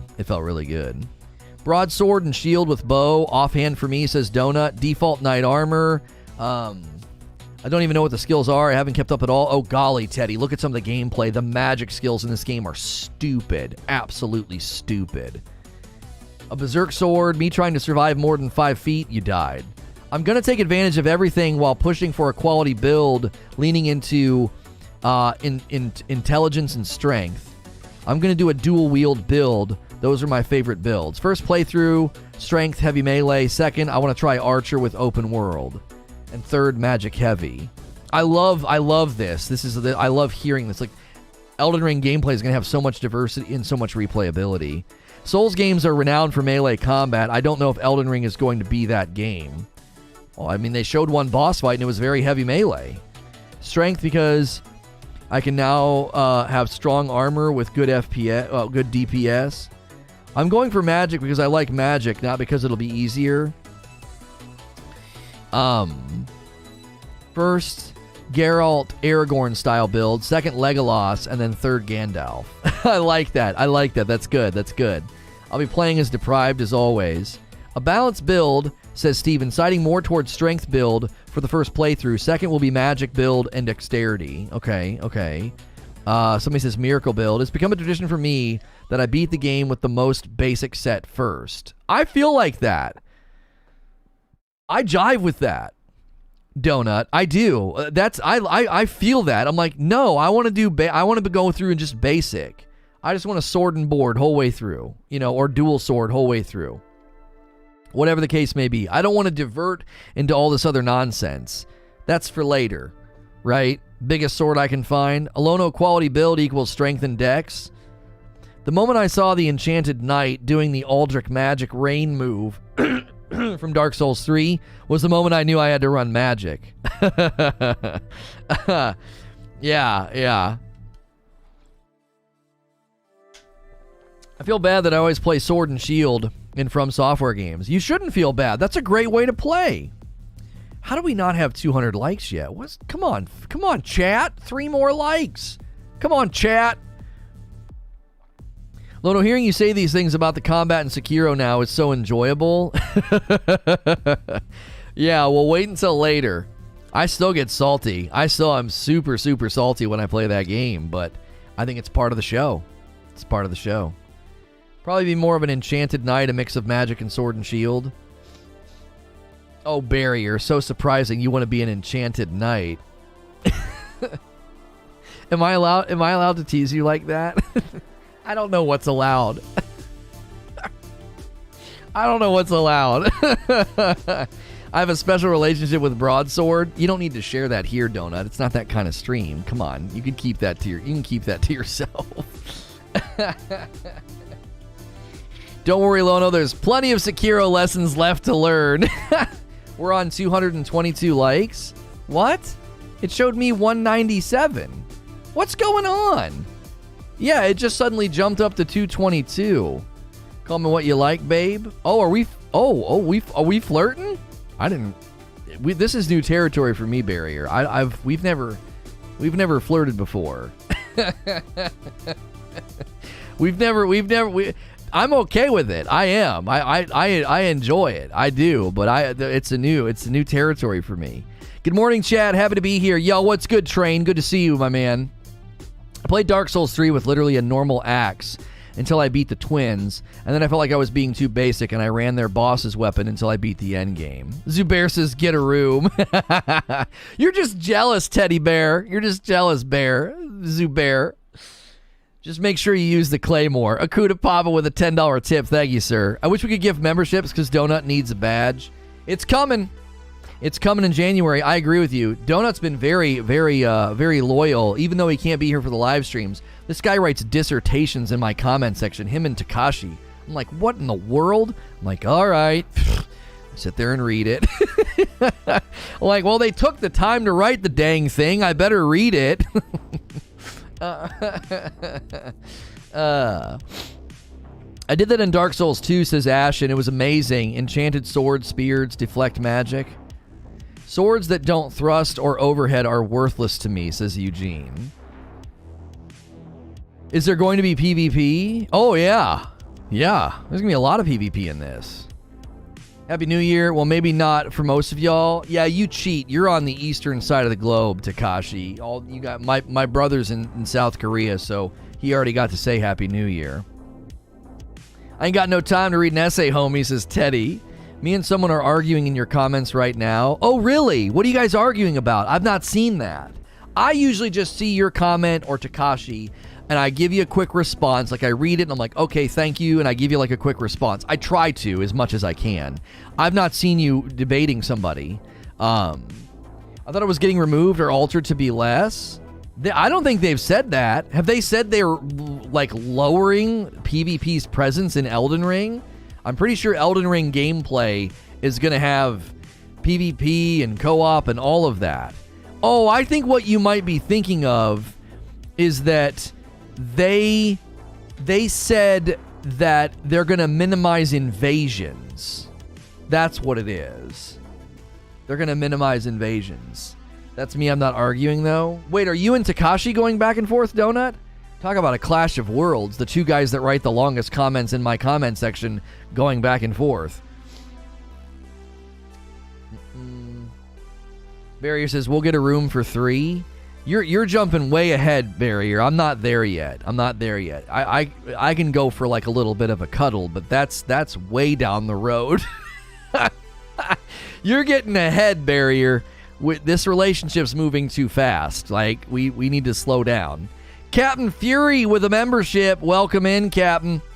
Good to see you. Thank you for that membership. Enjoy the dope badge and emotes. You are dope and deserve dope stuff. If you guys want to support the channel directly, you can do it with the membership. We are inching toward 500 members as a milestone, so consider hitting the join button or using the join command in chat. At the very least, we'd love to see you sub and talk in chat. We welcome new members of the community. Subscribing is free. I'm here Monday through Friday. I am a Safe for Work broadcaster. A lot of people throw me on in the background like Video Game Radio. Longtime follower. It's about time I became a member. I knew you don't have to retract it. I knew what you were trying to say, Captain Fury. Thank you. I thought I remembered your name. Longtime listening. It's about time I followed. Thank you, sir. Like, I maintained the Ordivis blade in the CNT, and getting that Ash of War to go off during my invasions was hard, and that was a really good weapon. PvP and co-op were in the demo, but you cannot get invaded if you are alone in your world. Right. That's what it is. There's no embering. It's not like when you're embered and people can invade. It's not going to be like that. Coffee arrived successfully. Unfortunately, it's not for me. It's a gift for a family member, but I'm excited to hear their feedback. Oh, I would love to hear what they think, Young Crisis Actor, because people that don't know me are more prone to be like super honest about it. And not that you guys aren't honest, but you know what I'm saying? I'm always interested when someone doesn't know me and they praise the coffee. Like, I take those testimonials, those are very strong in my book. So, thanks for getting it for somebody. I'm always interested to see what people think. I hope we have a fair to keep like area like my doses in PvP. Otherwise, we'll have to wait for fight clubs. Yeah, the PvP community will have to kind of run things themselves. That's always the concern, right? That like they'll, you have to kind of wait for people to do it instead of it kind of being something that's there pre-built. Here's the thing, though. Here's the thing you got to consider. I think you got to consider this. Sometimes that makes it last a lot longer because it's more organically grown than mechanically structured. My lady loves the coffee, says Teddy. I need to get a few bags again. Oh, that's great to hear, Teddy. Any coffee that's light on acidity is a plus for me. Yeah, I've switched back to the light roast. It's just so drinkable. I know people drink it black, but I put in coffee-made Italian sweet cream, and it's like perfect. Do you mix them? I'm loving half Frickmas, half dark roast. Mick, you're not the first person to say that. Somebody else did that. They said they blended the dark roast and the Frickmas and thought it was really, really good. So I don't do that myself. I'm back on the light roast. I love it. Oh, it's just so smooth. Such a good smell too in the morning. It's wonderful.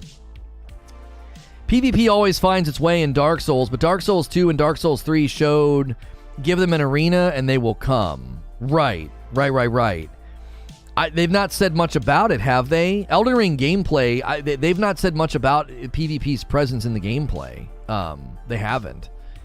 So I don't know.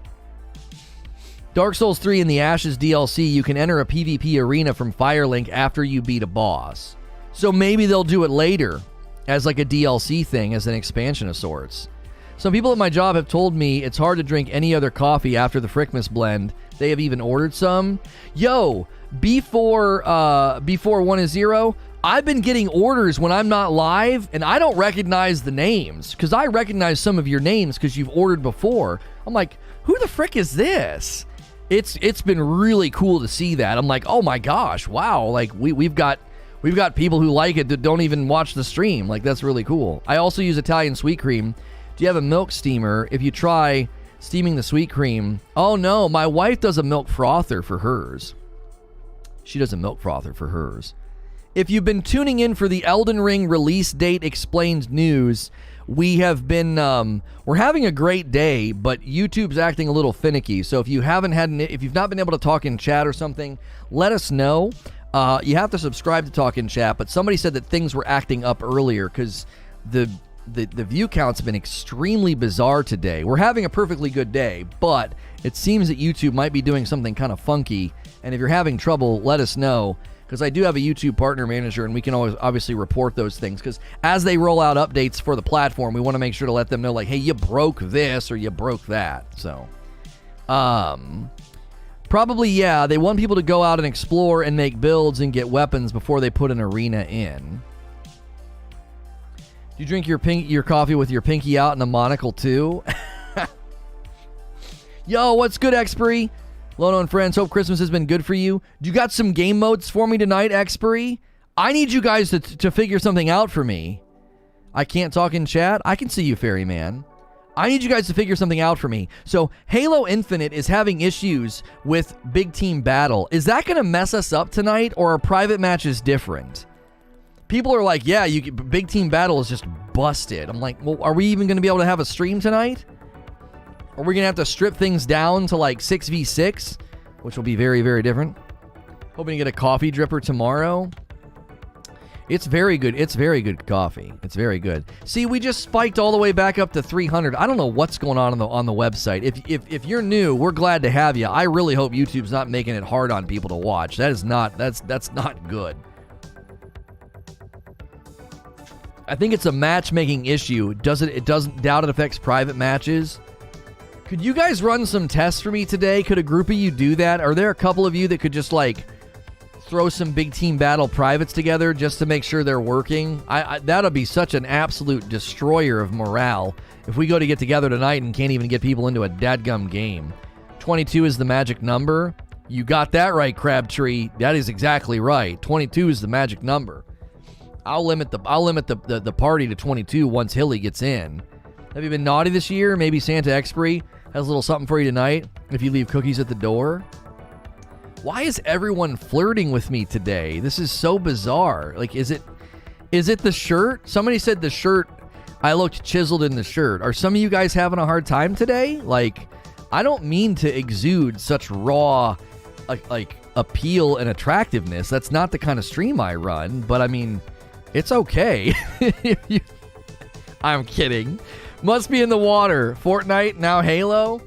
Well, no, Halo's been having the Big Team Battle problem for like a week or more.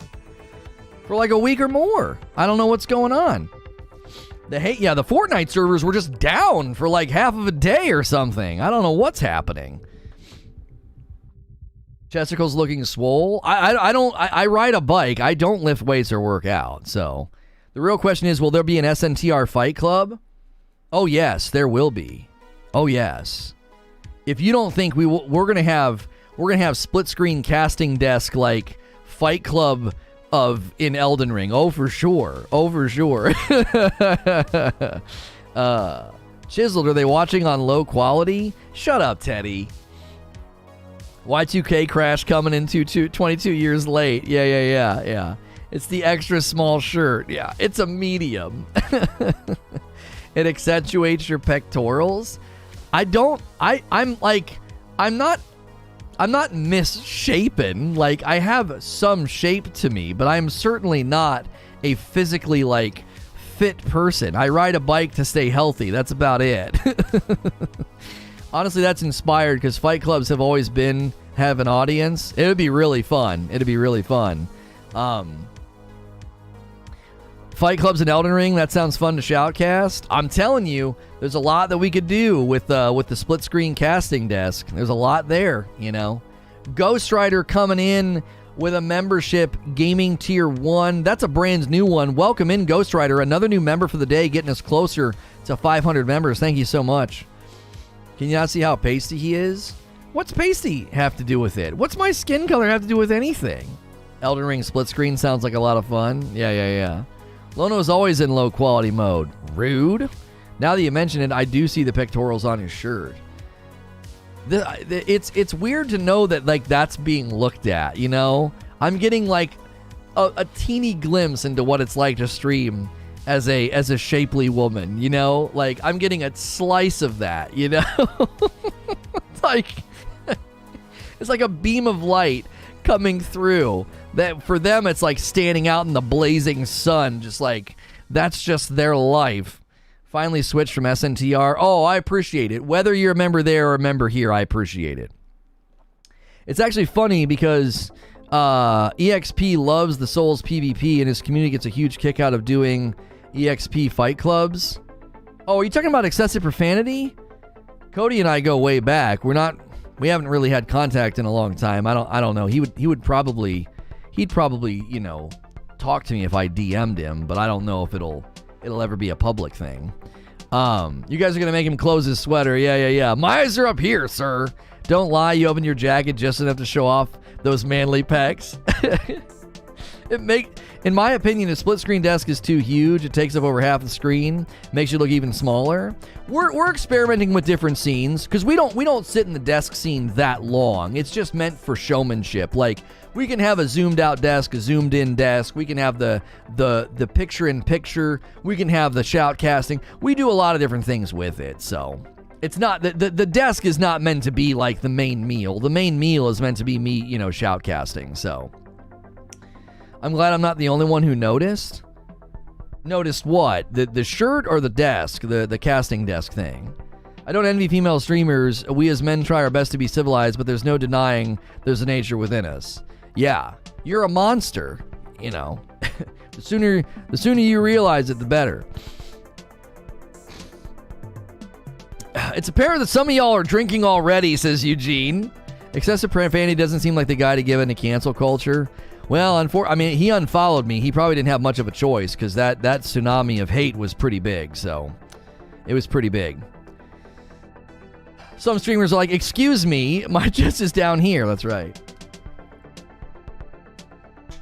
In theater in college, one role had me in hot pants and just a vest. People loved commenting on my crotch. It made me understand women a touch better. Right.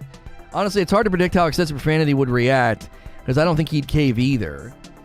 He didn't cave, but he certainly didn't do anything else. So it's like, somebody said he said on stream that, like, I got a raw deal, but, like, I don't think he said much more than that. So, why'd you get canceled? I didn't get canceled. I'm still standing, homie. People tried and failed.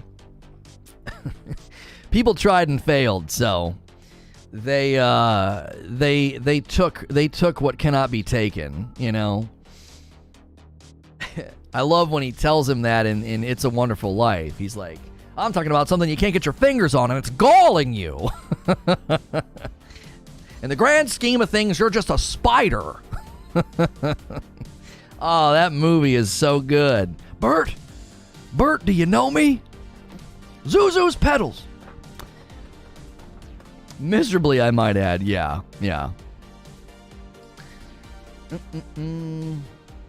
Just to make the desk more like a TV show, so you're more full-sized. Yeah, we're experimenting with that, Derek. Yeah. Because I definitely noticed that. The way they built it, if I'm too big, it's like I'm sitting at a little Tyke's desk.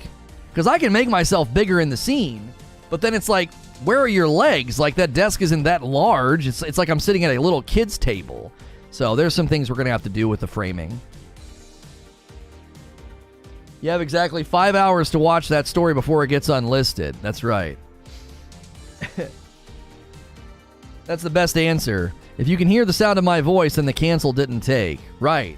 Like, can you watch Arrested Development? Then that show didn't get canceled. It got dropped by a stupid network and picked up by Netflix. So, I got dropped by a really stupid, short-sighted platform, and I'm over here doing just fine.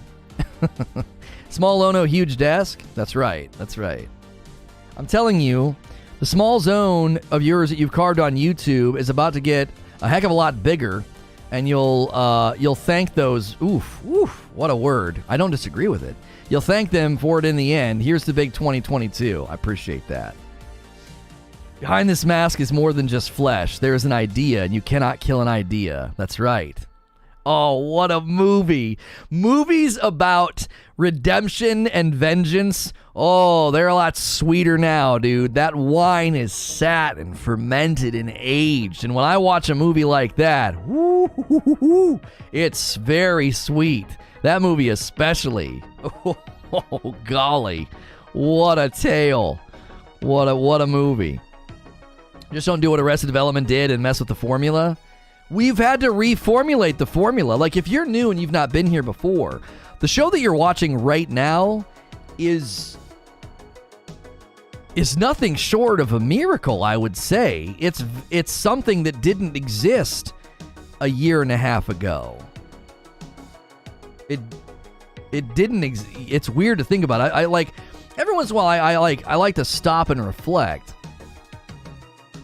I like to stop and reflect, and this show didn't exist a year and a half ago. This is a brand new idea. There was a glimmer of it, right? There was a glimmer of what we're doing right now, and it was good, but it was like it was something small. It was something limited. It was like sitting and discussing one game day in, day out, day in, day out. It was almost like a seed. You look at a seed and it has everything in it needed to grow into some big monstrous thing, and yet it's still just a seed. And I think that's what that show was. I think SNTR Presents and Covering Destiny was just the seed of the real show, of the real thing that this has grown into. So,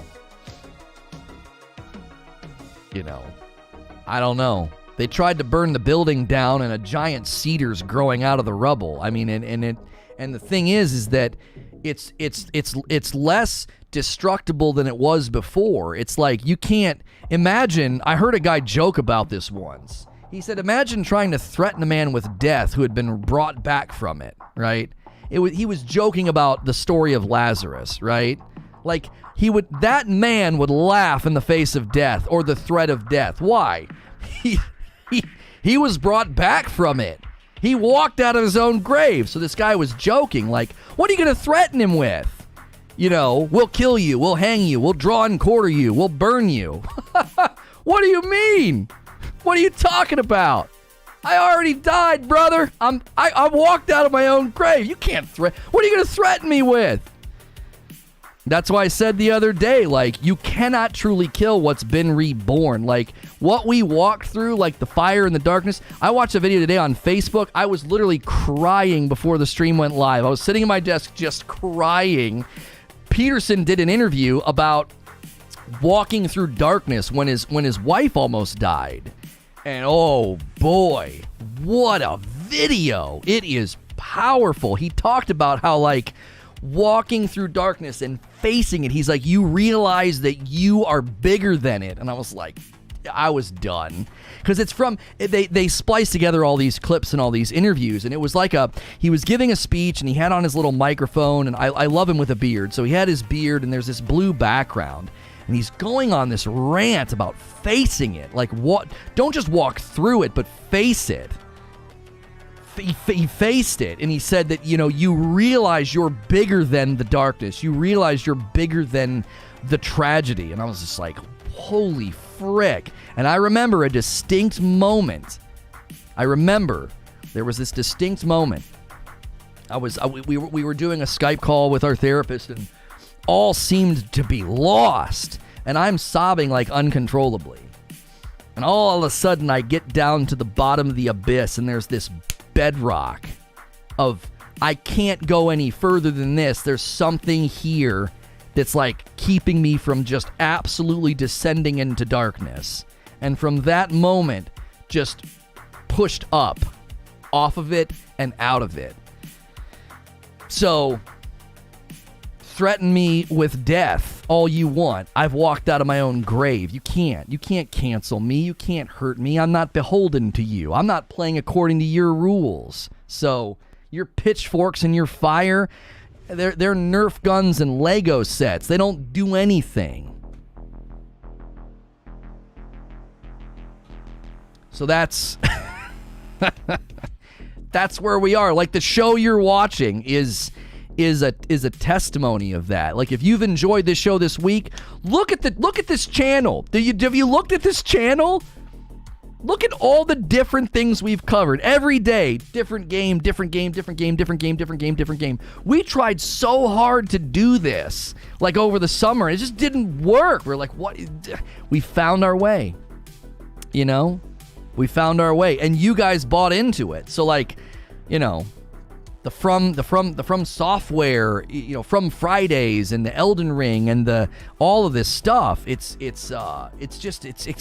exceptional that we've been able to do this. Who is this new loan? Oh yeah, look at that screenshot that Sven just put in the Discord. Look at that dadgum. Look at that variety, baby. That is nuts. I love it. I look at that and I just grin. I'm like, holy moly. Absolute, just all over the place. And just support and new folks and old folks alike. It's been great. It's been great. Did you go to college? Yeah, I have a bachelor's and a master's. Not in any related fields of what I do. Well, partially.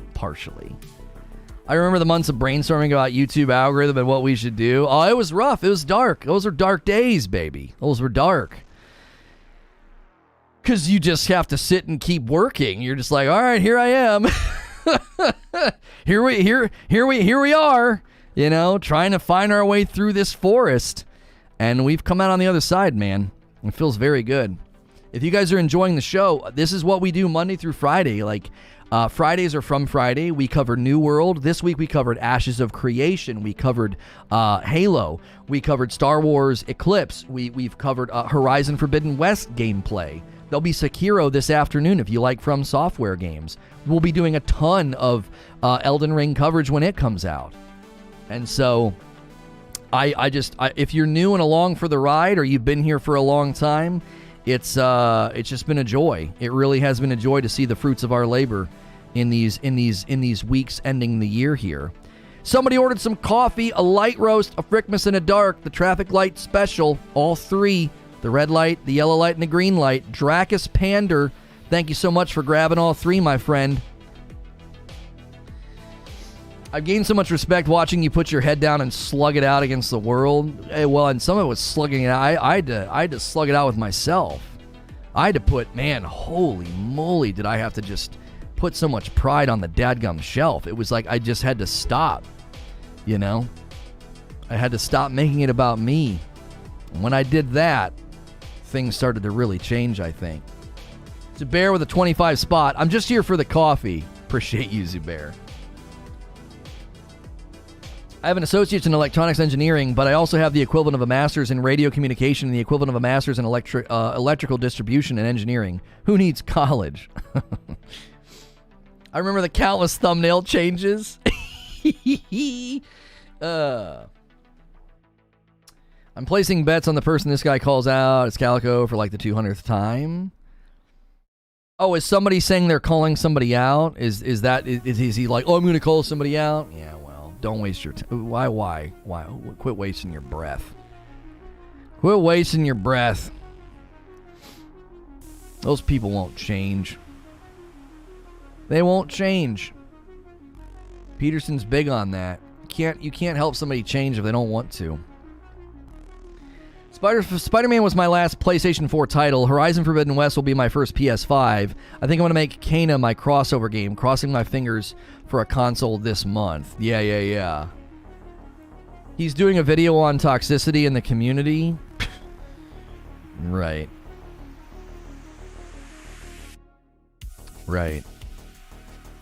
He'll glide right over what happened to me. Joker didn't in a recent tweet. I got a lot of respect from him. Look at us now. We out here hanging the... I hate that. Why does that picture still exist? I hate all of you for having that picture in existence. Creature made me take that stupid picture. I hate that picture. It is so stupid. I never would have done that on my own. Never. Who would do that? Who would come into the room and say, hey, babe, can you take a picture of me with my hands behind my head and my feet on the desk? It is so dumb. He made me do that, and I am forever angry with him. That picture is so stupid. No, I've not seen it yet, Teddy. Eugene says to play Kena on the hardest difficulty. Yeah, well. This place has been very good for me. Thanks to all of you, except Eugene. Eugene is like Bizarro me, and I hate it. Oh, man. Hey, if you haven't hit sub yet, we are screaming towards another milestone. We're almost at 9,800. Golly, it's going. We are moving. We are moving and grooving. Thank you to all the new subs. Subscribing is free. Make sure and hit the like button as well as we get closer to 300 likes.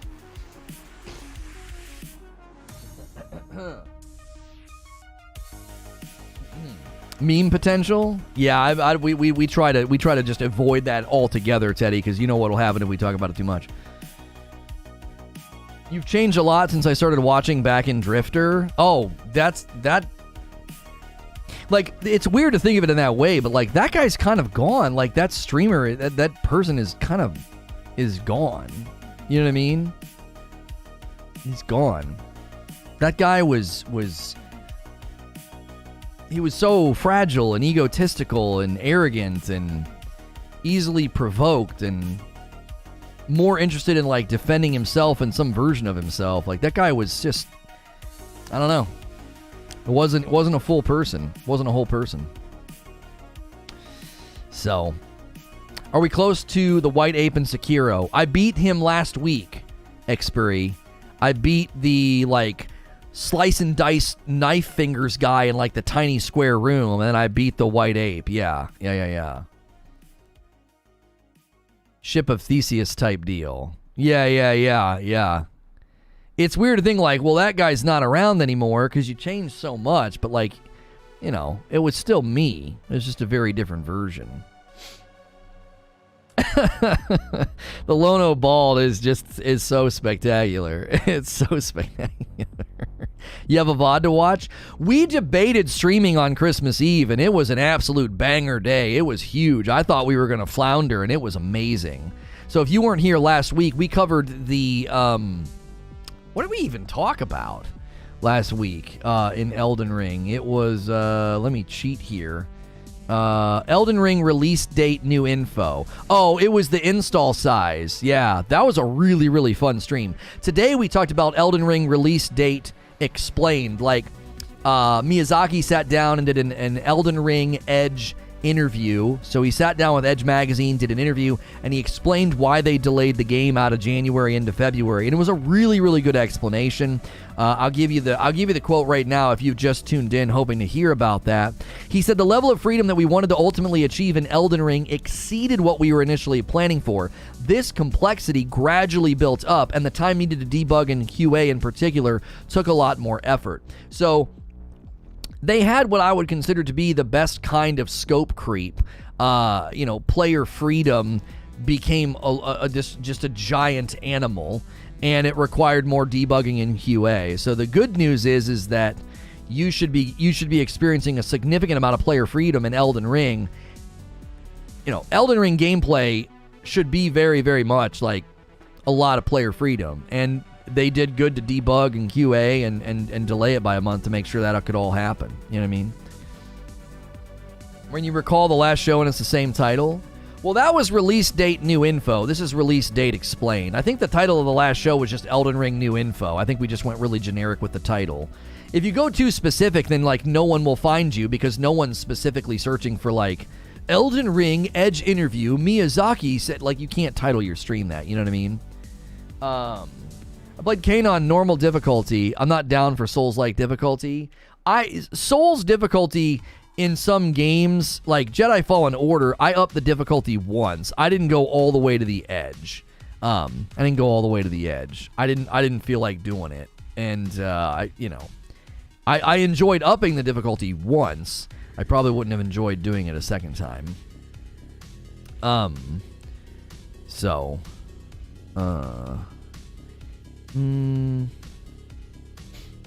think you answered your own question of why me. As you quoted, you don't come across this one, the radical.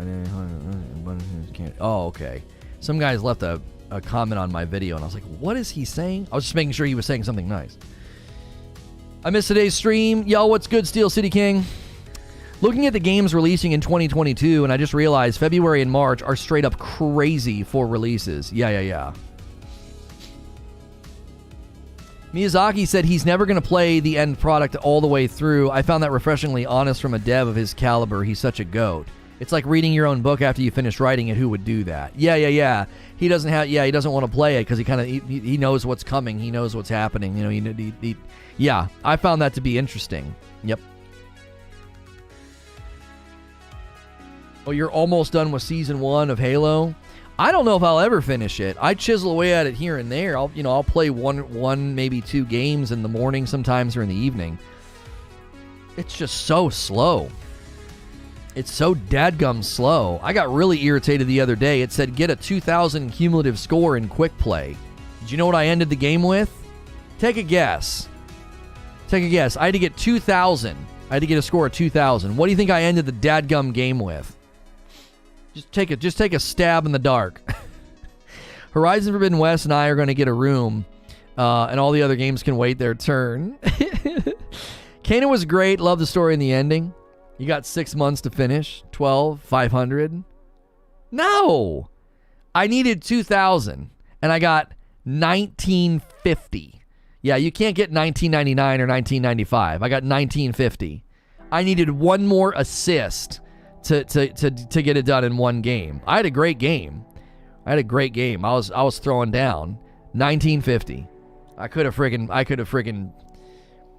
punched anything. I was so angry. I was like, are you freaking kidding me? I needed one more assist. Yo, what's good, Hex? IGN has indicated The Last of Us multiplayer will release 2022, so next year is Witch Queen, Horizon Forbidden West, Elden Ring, God of War, Gran Turismo 7, Factions, and that's just the start of it. Yeah, we did a short. Did one of those updates? I did a couple of updates last night. Did any of them hit yet? Yeah, limited time mode for Fortnite. Yeah. That one's off to a decent start. Leaked LTM. Fortnite leaked LTM. Okay. Yeah. Some of the videos over there have done well. The Horizon Forbidden West skill tree did well. And then that Elden Ring new info did well. Our little updates channel. If you guys like little quick updates, that little channel over there, SNTR Updates, it's cruising along. Little short 4-minute vids. I don't have time for all these games. Right. I didn't get any of the shorts. Did you touch on your favorites from this year? My favorite games? My game of the year is Returnal, hands down. Nothing touches it. Next in line is Ratchet & Clank Rift Apart. After that, what did we get that was new? What did we get this year? Deathloop was so disappointing. Did not deserve 9 nominations. It's a weak game. I was saving clips in the wee hours and rewatched the TV day. Hex, were you being mean too? I bet we get Returnal DLC next year. Oh, I would love that. Eugene, this is an absolute pipe dream, but you know what I want in Returnal? I want co-op. Oh, so badly. Oh, golly, that would be so fun. Oh, co-op would just be such a freaking riot. Those boss fights, I don't think the aggro would work. It's not coded for it, but dadgummit, it would be fun. Because it'd be too easy to get behind some of the bosses. It would work for a lot of the bosses because you're kind of in front of them. Biome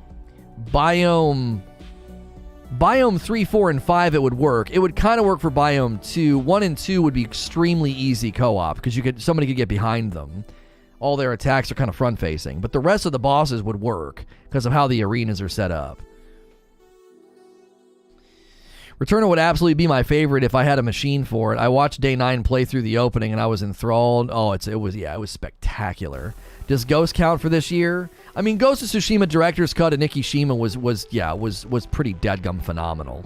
I don't think there were a lot of other new titles I played this year. That Resident Evil was okay. I didn't like it that much. I just didn't. I thought Resident Evil Village was fine. I didn't think it was that great. I thought it was okay. I didn't dislike it, but I certainly I didn't like it that much. It was like in the middle for me. It got a little bit better, and then the Call of Duty shooty ending, I thought it was so freaking weird. They made some really weird decisions with that game. I felt they did, at least.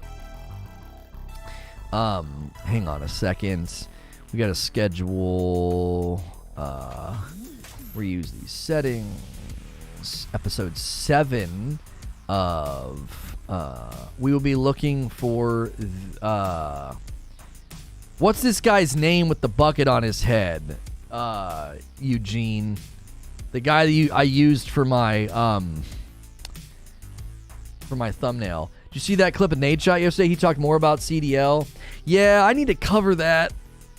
I need to cover that on the other channel. What games do you wish you had time to play to completion if that's a different list? I would have played... it's a she. Sorry.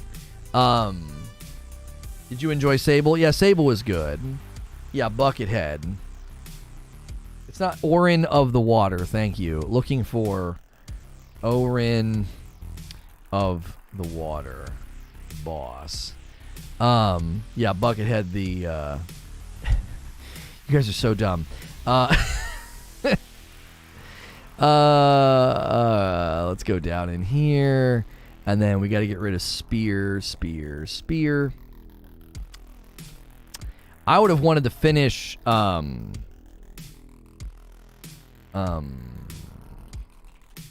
secure. I would have wanted to finish Ghost of Tsushima, Ikishima. I would have wanted to play all of Ghost of Tsushima on stream. I would have loved to have played the entire Halo campaign. That would have been fun. Yeah, it would have been really fun to do a bunch more Returnal. It would have been a lot. It would have been a blast to do more Returnal. To do multiple runs and stuff. We just didn't get to. We are hoping to figure that out because people are doing like requests and stuff still. And we're hoping to figure that out. Like, do we have another channel? We can't do members only stuff, but we need to be very careful with this channel. We can't do content that's going to struggle and flounder because it would be very, very bad for the channel. Yeah, I would have loved to have finished Death's Door. I would have loved to have finished... I would have loved to have finished... what was the one with the blue and the red boss? Kill the red guy first. That would have loved to have finished that. Eldest Souls or whatever. We have it figured out. I don't remember figuring it out. We've got so many things that we talk about. I don't remember us figuring it out. So, Creature thinks we have it figured out. We're gonna have a place for the quick 15s. Like, hey, here's the first 15 minutes of this game, but I don't know if we're gonna have a place for me to complete games. We might. I mean, who knows? We don't have enough hours in a day a lot of the times. Like, I'm recording stuff for Presents. I'm recording stuff for Updates. I'm doing this show. So, yeah. Oh, yeah, J Murph. I would have loved to have finished Days Gone on PC. For real. Oh, gosh. So good. Days Gone, I really, really was so pleasantly surprised by Days Gone. Very, very surprised by that game. Really, really enjoyed it. Yeah, it was good. It really, really was. It was surprising that it didn't get good praise when it first came out. I think it just had like glitches and stuff that drove a lot of people away from it, you know? Where's your coverage of Soldier Boy? I don't know what you're talking about. I too want to know where the coverage of Soldier Boy is. The gas station sim? Yeah. What was your main critique of Mortal Shell? I almost bought it a few days back. Remembered you didn't like it. I felt like the combat was clunky. It didn't feel pristine or precise. Is there a new show title? SNTR presents First 15. No, when that project gets launched, we'll let you guys know. It'll be a great way to check out new games, but it won't be here or over there. It'll just be a great way for you to check out when something new hits, even little indies and stuff. I really enjoyed doing that, just checking out the first 15 to 20 minutes of an indie. Soldier Boy was banned from Purple and they gave him no reason. The inmates are running the asylum. I have a video today for Presents, Towley calling out streamers for streaming copyrighted stuff. There is no leadership over there at all. That place is folding in on itself. I tell you right now, the people who own the rights to MasterChef should go after the entire dadgum platform, because at this point, they're negligent. They're not stopping it, and they're not enforcing their TOS. And I talk about it in today's video that will premiere on Presents at 3 o'clock. Towley called out the streamers doing it. There's been no official word from Purple. No official word. DJ Wheat's been the only one to say anything. He's leaving in January. This is his last day as an employee. December 31st of 2021. The last man of honor is leaving the kingdom. Because I like Marcus. I don't think he did a good job. I don't think he had a way to handle my situation, but he didn't handle my situation very well. He should have smacked all that down right away when people were coming to him and trying to get me, blacklisted and stuff. He should have smacked all that down. Maybe he did. I don't know, because he still let me be lead host at E3. Maybe he did. Get out of here with this gossip crap. Maybe he didn't have a play. But he's the last person willing to walk out and speak to the public, and he's gone as of tomorrow. He's leaving Purple, and good for him. Get the frick out of there. Anna Prosser left. All those people left. Why? Because they're good people, and I'm glad they got the frick out of there. She's one of the sweetest people I've ever met in my entire life. She is so kind, warm, and uber talented. Uber talented. And I'm glad she left, and I'm glad Marcus is leaving. I hope they all leave and nobody ever comes back. Place is about to get burned to the ground by DMCA. So, Fox owns MasterChef, and I think somebody said yesterday that Fox is owned by Disney. And if the mouse comes for you, they will take everything. Purple can't stand up to the mouse. There ain't no way. Amazon won't help them. That'll be the end. That'll be the end. Who'd have thought that people would have learned by now? Wait till the mouse comes knocking. I watched a relatively big streamer use the streaming games is also technically breaching DMCA argument to justify streaming MasterChef. Sure. You go ahead, bud. Go ahead. You try that. You try that when the rights owners come knocking. Go ahead. Go ahead. Well, technically, streaming video game. No, it's not. No, it is not. There are not distribution contracts that are locked and signed for video games, you moron. Yeah, go ahead. Go ahead. Redistribute, The Office or the NFL, or redistribute movies and see what the frick happens. There are distribution contracts that are going to eviscerate you.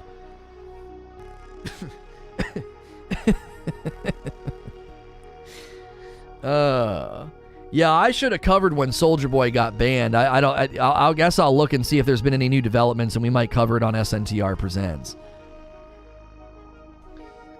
Yeah, they're messing with something that's far bigger than like having your stream muted because you played the Foo Fighters. This is so much bigger than that, and they don't know what's coming. They don't know what's coming. MasterChef is essentially just a video game cutscene without any video game, Your Honor. It's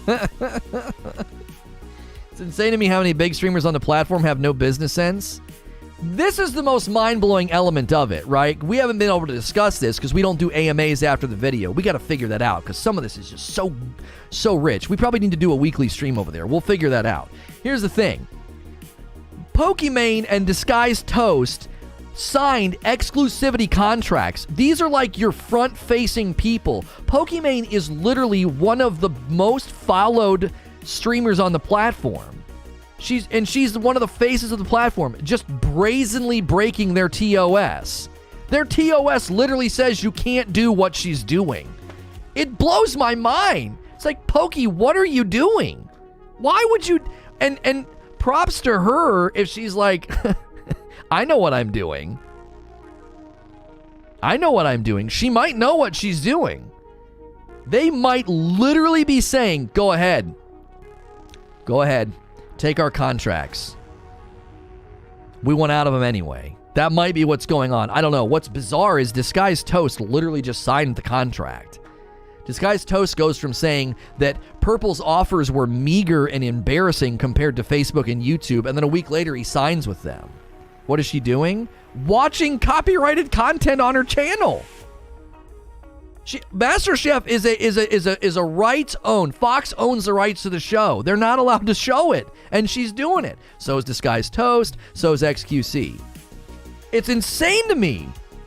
The shirt's awesome. Thank you. It's bonkers. You have signed an exclusivity contract, and you're breaking the rules. It'd have been like Tim the Tap Man signing with YouTube on exclusivity and coming over here and just immediately breaking the rules. It'd have been like, what are you doing? Now Ludwig did it, but I think some of that was on purpose. Some of it might have just been him not paying attention. I don't know. He seems way too smart and calculating for it to not be on purpose. You know, playing Baby Shark or whatever the frick he did.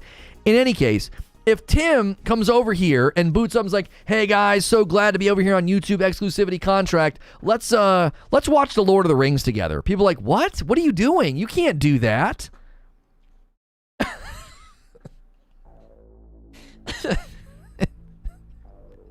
It's so funny to me. It's like they're so brazen. And the Purple platform looks so impotent. It's like they're not doing anything about it. No, they're not doing Amazon Prime Watch Party. No, Teddy. No. That's why DJ Wheat was like, no, this is not allowed. You can't do this. This is something you will get a DMCA for. You have to understand something. When you do this multiple times, do you understand what's going to happen? Do you understand that XQC's channel is potentially already gone? He just doesn't know it yet. Because Purple can't protect him. This is a legal thing. This isn't a moderation thing. This isn't a TOS thing. This isn't a, we'll do favoritism like they do with Amaranth. Amaranth could literally she could put a kitten in a microwave and they wouldn't care. They'd be like, yeah, give her channel back, right? She can do whatever she wants. She just breaks the rules and gets her channel back time and time and time again. There was a girl who didn't lose her partnership until the 6th time she was banned. You're supposed to be perma'd after 3, right? None of that matters when legal DMCAs come your way. Purple cannot shield you from it because it's law. His channel could be gone in a month because it'll get eviscerated by DMCA. Because if he gets hit with 3 in a row, boom, boom, boom, channel's gone. You're done. You're toast. And at this point, Purple not doing anything, Fox should go for Purple. They should go for their head. Be like, what are you doing? Why are you letting people do this? Nobody does it on YouTube. If you try to do it on YouTube, you get smacked down in the middle of the stream. If right now I loaded up the Avengers, hey guys, let's watch the Avengers together. Boom! The video would come down immediately, and I'd have a 7-day or something. It'd be immediate. Purple's not doing anything.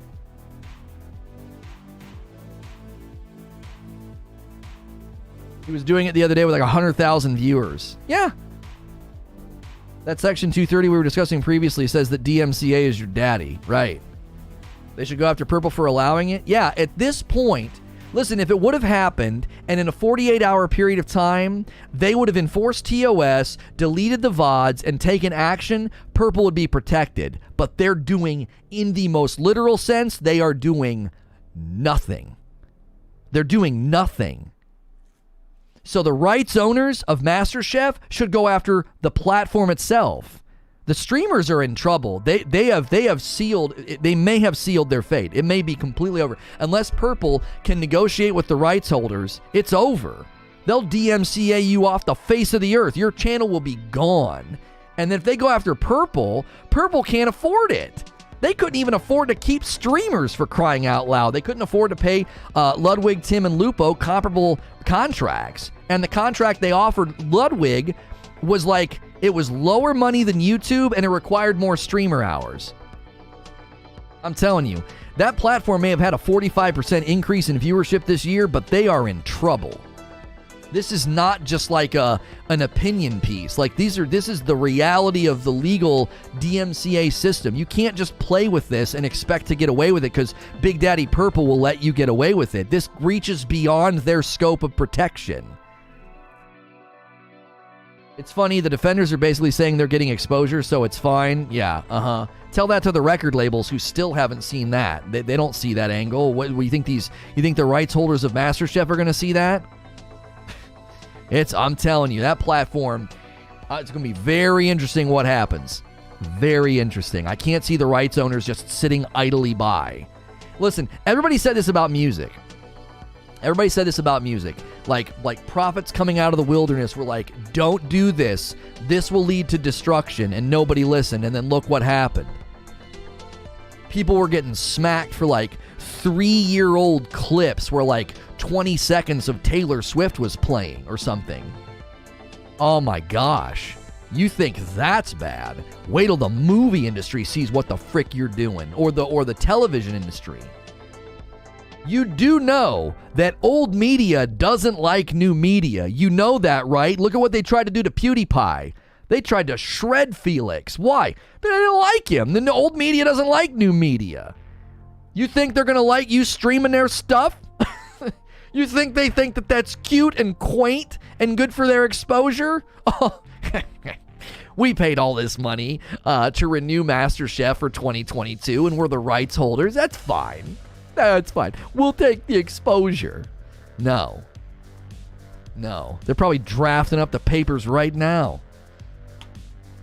I don't think Pokey cares. She could be looking for an easy way out to focus on her new agency.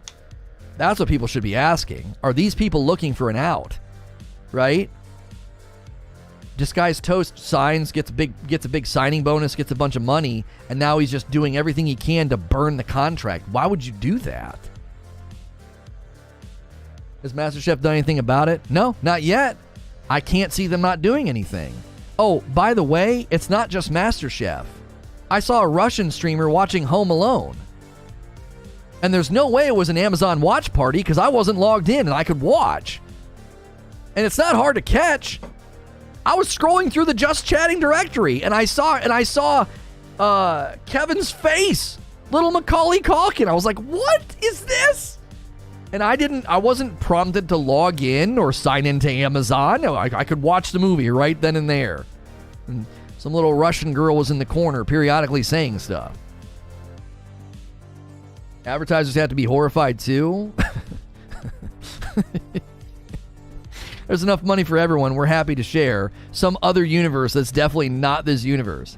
Wouldn't just taking a cut of the monetization be so much smarter? You have 20 seconds of Taylor Swift. Record label siphons 15% of the revenue passively with no effort. Oh, that'd be beautiful. That would be beautiful if that's how it could work. Oh, that would be so helpful. Because then I would just play Magic Sword. I wouldn't mind giving them $1 every stream or so. Yeah, you can have $1 for every stream. Your music's phenomenal. I'm happy to have all of your Magic Sword discography rotating in the background. It's far superior to Harris Heller's Synthwave, but I play Harris Heller's Synthwave and I don't have to get 27 emails at the end of a stream being like, copyright claim, copyright claim, copyright claim. You can't monetize the video. Oh, okay, well then I won't play your dadgum music. I don't feel like losing money every day. Just your music's not that good. You know, I'd give you $1 a day if you wanted 10 or 15% of the ad revenue. Fine, sure, great. The music's good enough. I could warrant that. I could see that. And guess what? That scales up. Imagine this channel in a couple of years. You know, what if this channel hits 50,000 or 100,000 subs, and I'm sitting here streaming to 2,000, 5,000 people, and you're getting ad revenue off of that? What? You see what I'm saying? It scales up. Those pennies add up. Instead of adding up those pennies, they just smack everybody's wrists and then nobody uses their music. That's an entirely different subject, though. You have streamers on Purple breaking TOS, streaming copyrighted material, and Purple's doing nothing. Do you want to know why they're doing nothing? Because this is the bed they made. This is the bed they've made. An impotent, weak posture. And they're getting run over. And it's so rich with irony and justice. It's so rich. It's like you ran your platform like a bunch of morons, and here you go. Here you go. What did YouTube do when all the cancel crap happened? What'd they do? They acted professional. Yeah, we don't take action unless it can be corroborated with, legal action or law enforcement. What did Purple do? They did a favor. Favor trading is rife at that company. Favor trading, favoritism, nepotism, unethical business practice, and here we sit. You deserve every second of this that comes your way. That platform deserves every second of it because they've run their platform like a frickin' joke. I said this for 3 years, even when I was over there. I was like, where's the leadership? Where's the leadership? Somebody gets banned and we don't know why. Somebody gets unbanned and we don't know why. Where's the leadership? Why don't you have a public-facing liaison to explain this stuff? Nothing. We never knew what was going on. There was clear favoritism. There was clearly not there was an inconsistent execution of TOS. It was so plain and visible to the public that you were not enforcing TOS consistently. Welcome to the seedbed that you sowed. You sowed a seedbed of inconsistent TOS enforcement and favoritism, and they're all turning on you. They're like, what? I'm allowed to do whatever I want. That's been long established. Imagine not wanting this money on free music. Stream beats by Harris Heller's net worth, $129,000. Weekly, $2,000. Daily, $330. Monthly, $9,000. Yearly, $116,000. What a dadgum genius. What a dadgum genius. He looked at the landscape and said, fine, I'll do it. Fine, I'll make the money. Record labels don't want money, I guess. I'll take it all. Critique for YouTube is legit, but Purple has 0 point of contact or clear rules. Oh, yeah. Just, I don't know. I'm going to tell you something right now. I'll be totally honest with you. It was a huge bummer. It was a huge bummer to lose a channel. It was a stupid amount of money. A stupid amount of money that was lost. Like nosebleed. But I'm going to tell you right now, I've never been more glad to not be over there because I would be like, yo, this house of cards is shaking. What is going on? Correct me if I'm wrong, but I'm pretty sure Trainwrecks TV got DMCA'd 2 years ago for watching MasterChef or Hell's Kitchen. It's unavoidable. You can't not get DMCA'd for running that. The legal departments and these rights holders aren't going to be like, well, it's fine. No, they're going to be like, wait a minute. What? Do you want to know why they're not going to let it slide? I'll tell you why they're not going to let it slide. Because then more people will do it. And then it'll start happening on YouTube. And then it'll start happening on Facebook. It'll be open season. It'll be like, well, they're not doing anything. They're just rolling over and letting Purple streamers stream their stuff. Of course they're going to DMCA this. They have to. It sets a terrible precedent if not. 2 bags of Frickmas to Omen Roar. Thank you, Omen Roar. That was about 10 minutes ago. No, I never played 12 minutes, no. It kind of follows the pirated game thing, too. People who can't watch MasterChef with Pokey probably wouldn't be paying to watch MasterChef on their own. Might as well get paid for the passive view. If this comes out clean for Purple and for the streamers, that's the only way it comes out clean, is if Amazon says, hey. So, yeah, this is a little awkward, and we're willing to make it right. And we'll compensate you handsomely for all of this. And as it continues, we're willing to broker a deal where you would be making money off of these streams. That's the only way this comes out clean. And I got news for you. I don't think Amazon's going to want to do that. I don't think they're going to want to do that. Because the platform doesn't make enough money. They've made it crystal clear that they don't think the platform makes enough money. And other guys have commentated, other industry commentators have said that platform is not as profitable as everybody thinks. Generating revenue doesn't mean you're profitable. Watch Shark Tank. There's plenty of people that come before the sharks that generate tons of money and they're not profitable. They're going to come for portions of the money made from those streams? Possibly, yes. I remember this old YouTuber singing their own version of the Skyrim theme song. She recently lost the original video after so many years because someone went and claimed it for her. Plot twist, Amazon buys Fox. Here's the thing though, John, it's not just Fox. It's not just MasterChef. Lots of people are doing it and they're watching all kinds of different things. They're not coming for Amazon. They're going to come for the streamers who can't afford to fight. Here's the thing you have to understand. This is so huge because any rights owner can now go and look for their content. Or if somebody reports it to them like, hey, somebody was watching Home Alone, or hey, somebody was watching this, right? They'll all come for you. You're talking about, picture it like this. It's like there's all these big giant sharks in the water that if you cross them, they'll come and they will take a chunk out of you. What this is blood in the water, and all these sharks, all these rights owners are going to be looking at the platform saying, hey, wait a minute. YouTube has something in place to prevent this from happening. If someone tries to upload a television show or a movie, and those distribution rights are owned by Hulu, Amazon, Netflix, or whoever, Disney, it can't happen. YouTube has these protections in place. So, but on Purple, you don't. So people are just booting up and watching movies and TV shows like it's okay, and it is not okay. So all these rights owners are going to come for the platform. Anybody doing this, they better be deleting VODs right now.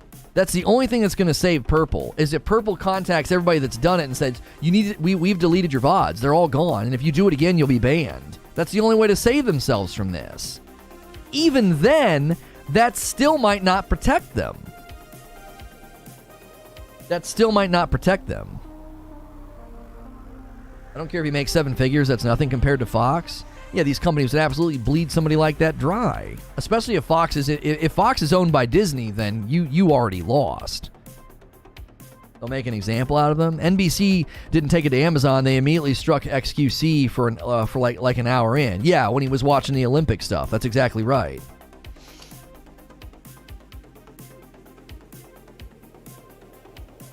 I'm telling you, at this moment in time, we don't even know how many streamers have done it. We don't know how much content has been streamed. We don't. And the more it goes unaddressed, the more people will do it. And I don't even know if deleting the VOD will protect them. Because as long as it was reported to them and it was documented that somebody streamed their content on the platform, the VOD disappearing doesn't get rid of the offense. No one's going at Amazon. They'll target the streamers. Here's why I think they might go after Twitch, though, Wheezy. They're not enforcing their TOS.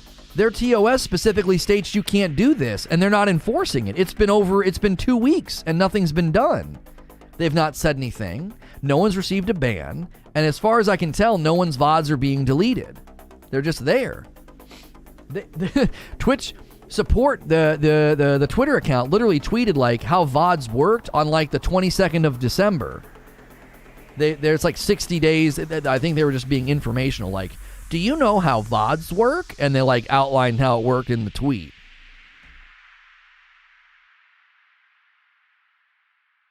The worrying thing is companies might push for streaming to be banned on public forums if they can't control the streamers.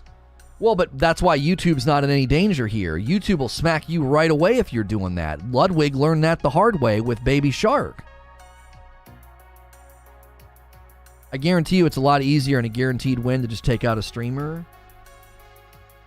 Well, XQC was the most watched streamer 2 years in a row. If his channel disappears, oh boy, is that a big giant blow.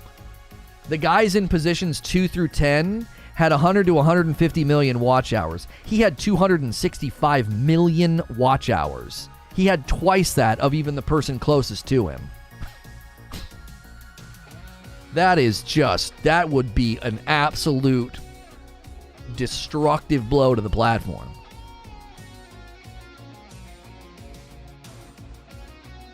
Don't fair use rules allow you to use broadcast as long as you add commentary? No. Fair use does not apply to things that are protected by distribution contracts, John. So you can't do like reaction content to a Disney movie. Why? Disney owns the sole distribution rights, and they would rip you limb from limb for doing it. The video would be gone, and you'd be in big, big trouble, right? You can't just do reaction content to stuff where there's a distribution contract. It's not the same as playing a video game. It's not even the same as having copyrighted music playing in the background. It is a significantly greater offense because there's a distribution contract that costs a ton of money, and they have a very strong invested interest in smacking you down when you do it. There aren't like distribution contracts for music. And there might be with where the music lands, like Spotify versus Amazon. I don't really think that happens anymore. I think you can get the music anywhere for the most part. Most record labels are like, why would we do that? You can get it on any music platform that exists for the most part, as long as you pay a fee. Fair use somewhat assumes that you're using portions. You can't play the whole thing and react. Yeah, and even then, it's like super, super dangerous. If you play like a 17-second clip, they'll still sometimes come and get you. That Angry Joe runs into this when he tries to react to trailers. Because some trailers, the rights holders are very protective of the trailer. And some trailers, doesn't matter. Like when I go into this scene here, and this trailer up here is playing, 90% of the time, we have no issue. But if it's Take-Two property, like if it's Grand Theft Auto, they smack me every dadgum time. No audio, literally 1/4 of the screen, and they come for the video. I'll do a 3-hour-long broadcast. I'll be in this scene for 4 minutes, and because their trailer's running here with no sound, Take-Two comes for the video and says, yeah, you can't monetize this. All right, well, frick you then. I won't cover your games. Or if I do, I won't show anything. Like, so stupid. And so some trailers, they come for you and say, nope, you can't show our trailer. And so Angry Joe runs into that when he tries to do his reactions to trailers. Movies and TV shows, they're even more strict. Because a lot of the times they have portions of the show and portions of the movie that they don't want the public to see. So when they go to like when an actor goes and does an interview circuit, they've got trailers or specific scenes they let people see. But if you pull a scene from late in the movie or a spoiler scene, they might not want that out there. There were a lot of podcasts about The Mandalorian that got struck down before the show aired because I think they were trying to keep Baby Yoda under wraps. So, are you opposed to flipping the trailers or applying a film grain to beat the bot? Yeah, I'm opposed to that. Why would you do that? That is passive admission that you know you're doing something that you should not do. You're trying to get around a protective measure. Those bots are in place to protect the rights owners, and I think those bots should do that. If there's one thing that's going to keep the live streaming YouTube engine going, it's very, very good system to protect the rights owners of property. If you don't have good protections for the rights owners of the property, your platform will get absolutely eviscerated, which is why Purple's in big trouble, and nobody realizes it yet. Where can I buy your coffee? RagelessRoast.com or use the coffee command in chat. Rick Beto is the best example of fair use I can think of. He completely breaks a song down over a 15-minute video, playing small portions along the way, and even he gets struck. Oh, yeah. Yeah. You're supposed to be allowed to use a certain amount of a song, and it'll still trigger it. Like, when I had the Frozen song, Let It Go, it played in that one short where my daughter's alarm clock did that. It got snagged immediately. We are 9 subs away from another milestone. You guys are amazing. Oh, it's Beato. Rick Beato. Got it.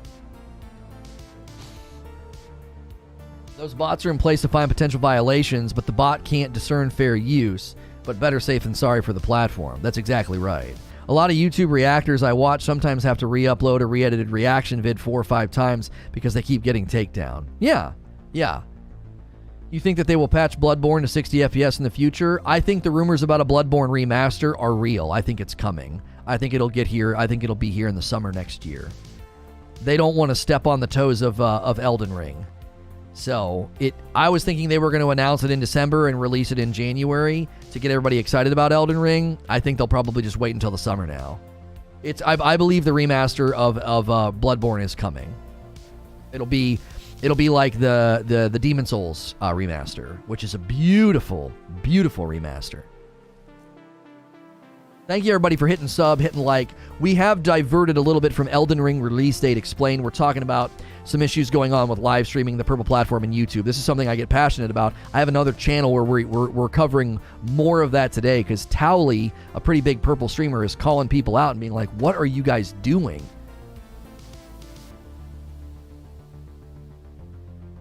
It's more like they don't want Elden Ring to step on their toes. Right, that's a better way of phrasing it. Like, so many people are going to be saving their pennies to buy Elden Ring in February. It wouldn't have sold well in January. Any leak about Bloodborne, just don't believe it. Trust me. No, I think Bloodborne Remaster is coming. The stuff that I looked at and the way a lot of it was set up, I think it's concrete. I think it's coming. PewDiePie hummed a song and got hit. Oh, of course. Yeah, just the melodies can trigger it. Some guy sampled the original Legend of Zelda on the Nintendo Entertainment System. He sampled that soundtrack in a song, and when I played the original Legend of Zelda, I got muted because it thought I played his song. It was so stupid. I believe it's coming eventually, but I don't believe any leak.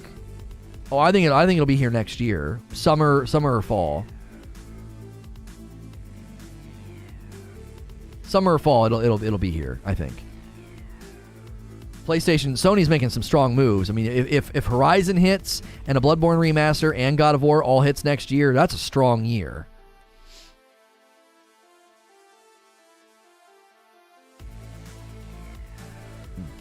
Oof. Are you going to do a midnight stream tonight to bring in the new year? Yeah, we'll be streaming tonight. You removed that comment? What comment? I didn't remove any comment.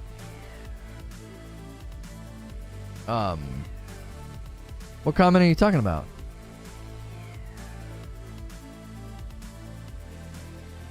Yeah, we'll be streaming tonight. Now, we don't know if Big Team Battle is going to be busted in...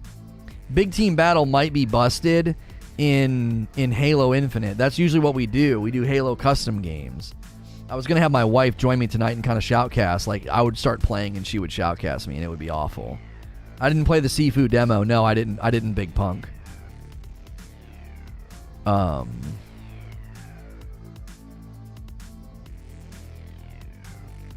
was reading some guy attacking Jake and poof. Well, I responded to him. I responded to somebody. I said rude or something. And maybe that's why you can't see it. Maybe you have to change the filter. Today's stream has done very, very well. We've gotten close to 20 new subscribers, so welcome. We've gotten a handful of new members as well, 3 new members. We've gotten I think 3 or 4 coffee orders, so thank you for that. I greatly appreciate it. If you're on midnight, I'll send you up a gift to brighten it up. Oh, thank you. Yeah, we should be streaming tonight and having some fun. We'll be throwing back the drinks and the laughs. It should be a good time. There's 1,000,000% a market for both Bloodborne Remaster and a sequel. Yeah, I think so.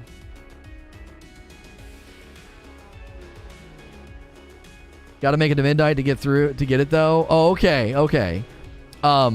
If there's anybody here that can do some testing with custom games of Big Team Battle to make sure that it's going to work, I would like greatly appreciate that, so that we can know if it's going to work tonight or not. If you guys want to do that, that would be amazing.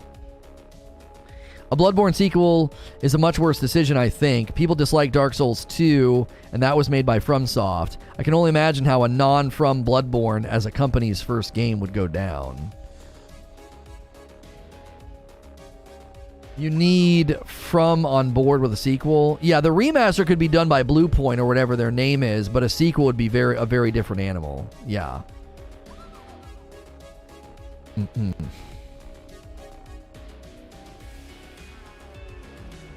You in July 2021.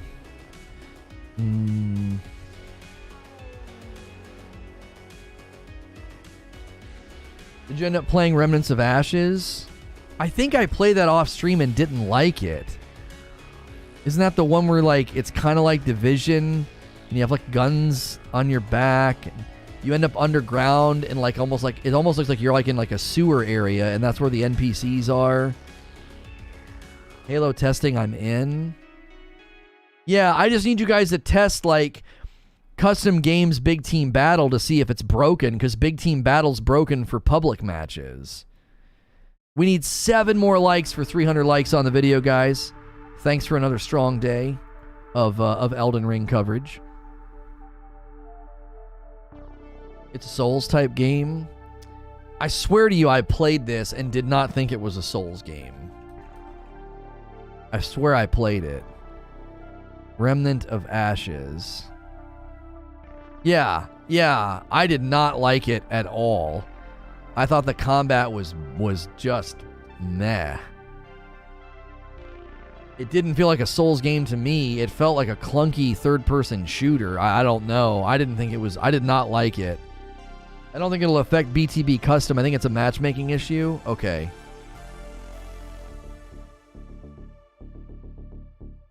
You need to play Deep Rock Galactic on PlayStation next week when it launches.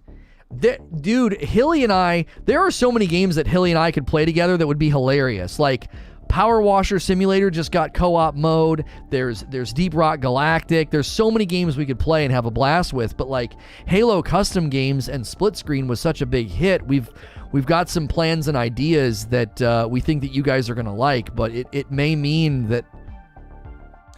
certain things have to kind of step aside, you know? It's one of the free games. Okay. I know Hilly has a PlayStation 5, but he kind of has to wrestle it from his wife. It's hers. But that doesn't mean we couldn't play it on another platform, because it's in Steam and other places. Who is your character in Ghost of Tsushima that you really like the story of, that you would talk about? Trying to keep my eye out for them. Oh my gosh.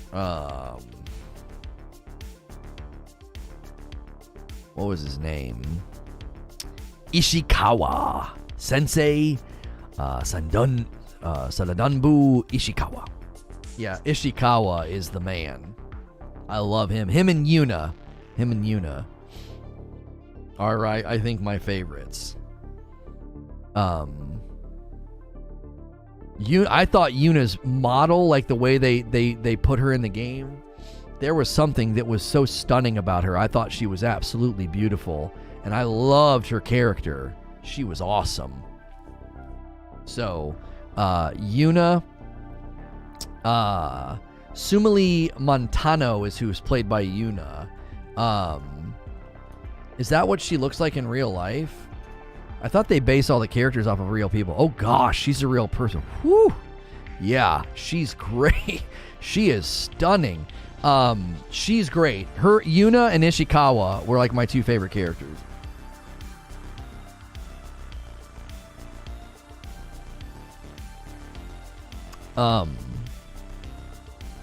Is Deep Rock really only playable with co-op, or can you play solo? That's a good question, J-Stock. I think it's a primarily co-op game. I don't know how well you could do by yourself. So, all right. We're going to shift gears to Sekiro in a little bit here. I need to make sure I'm getting sound because I have to switch it. I have to switch the gaming thing to, I think I switch it to this one. And then that gives us sound, I think. Oh, wait, I didn't need to switch it because they're both going through the same capture card. I think it's coming through now. Yeah. Okay.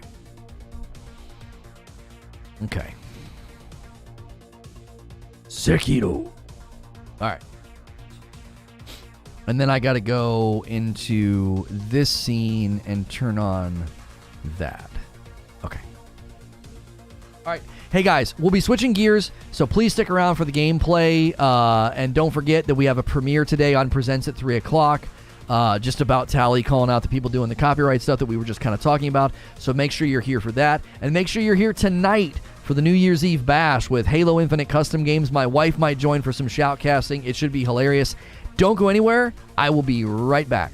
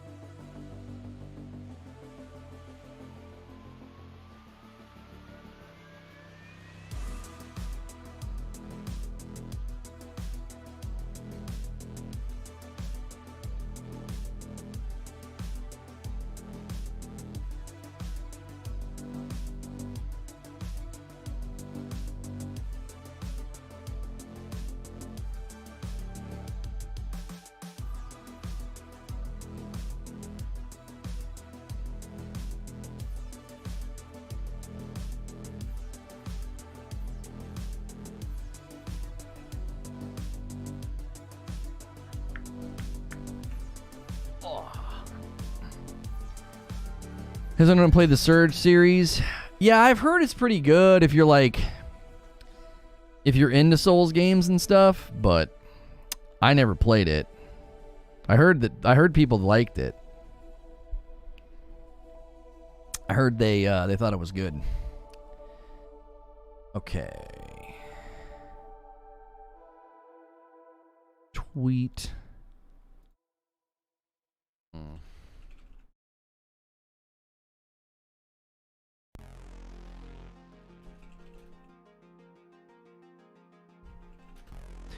Okay. Keep this one. How much time do I have? Okay, I got like 3 minutes. Okay. So we switched gears, and the redirect should bring you into the Sekiro gameplay stream. If it doesn't, then I will put a link in chat. But the redirects have been... They've been pretty good, but...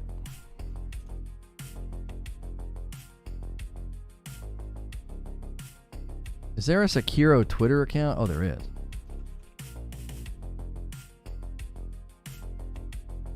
Okay. I never get why highlighting text is so weird.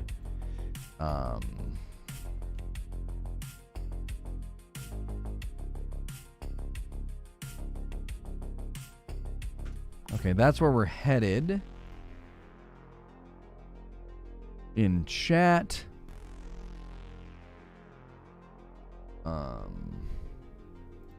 Okay.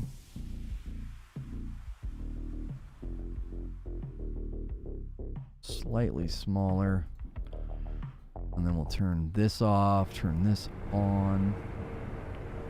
Okay.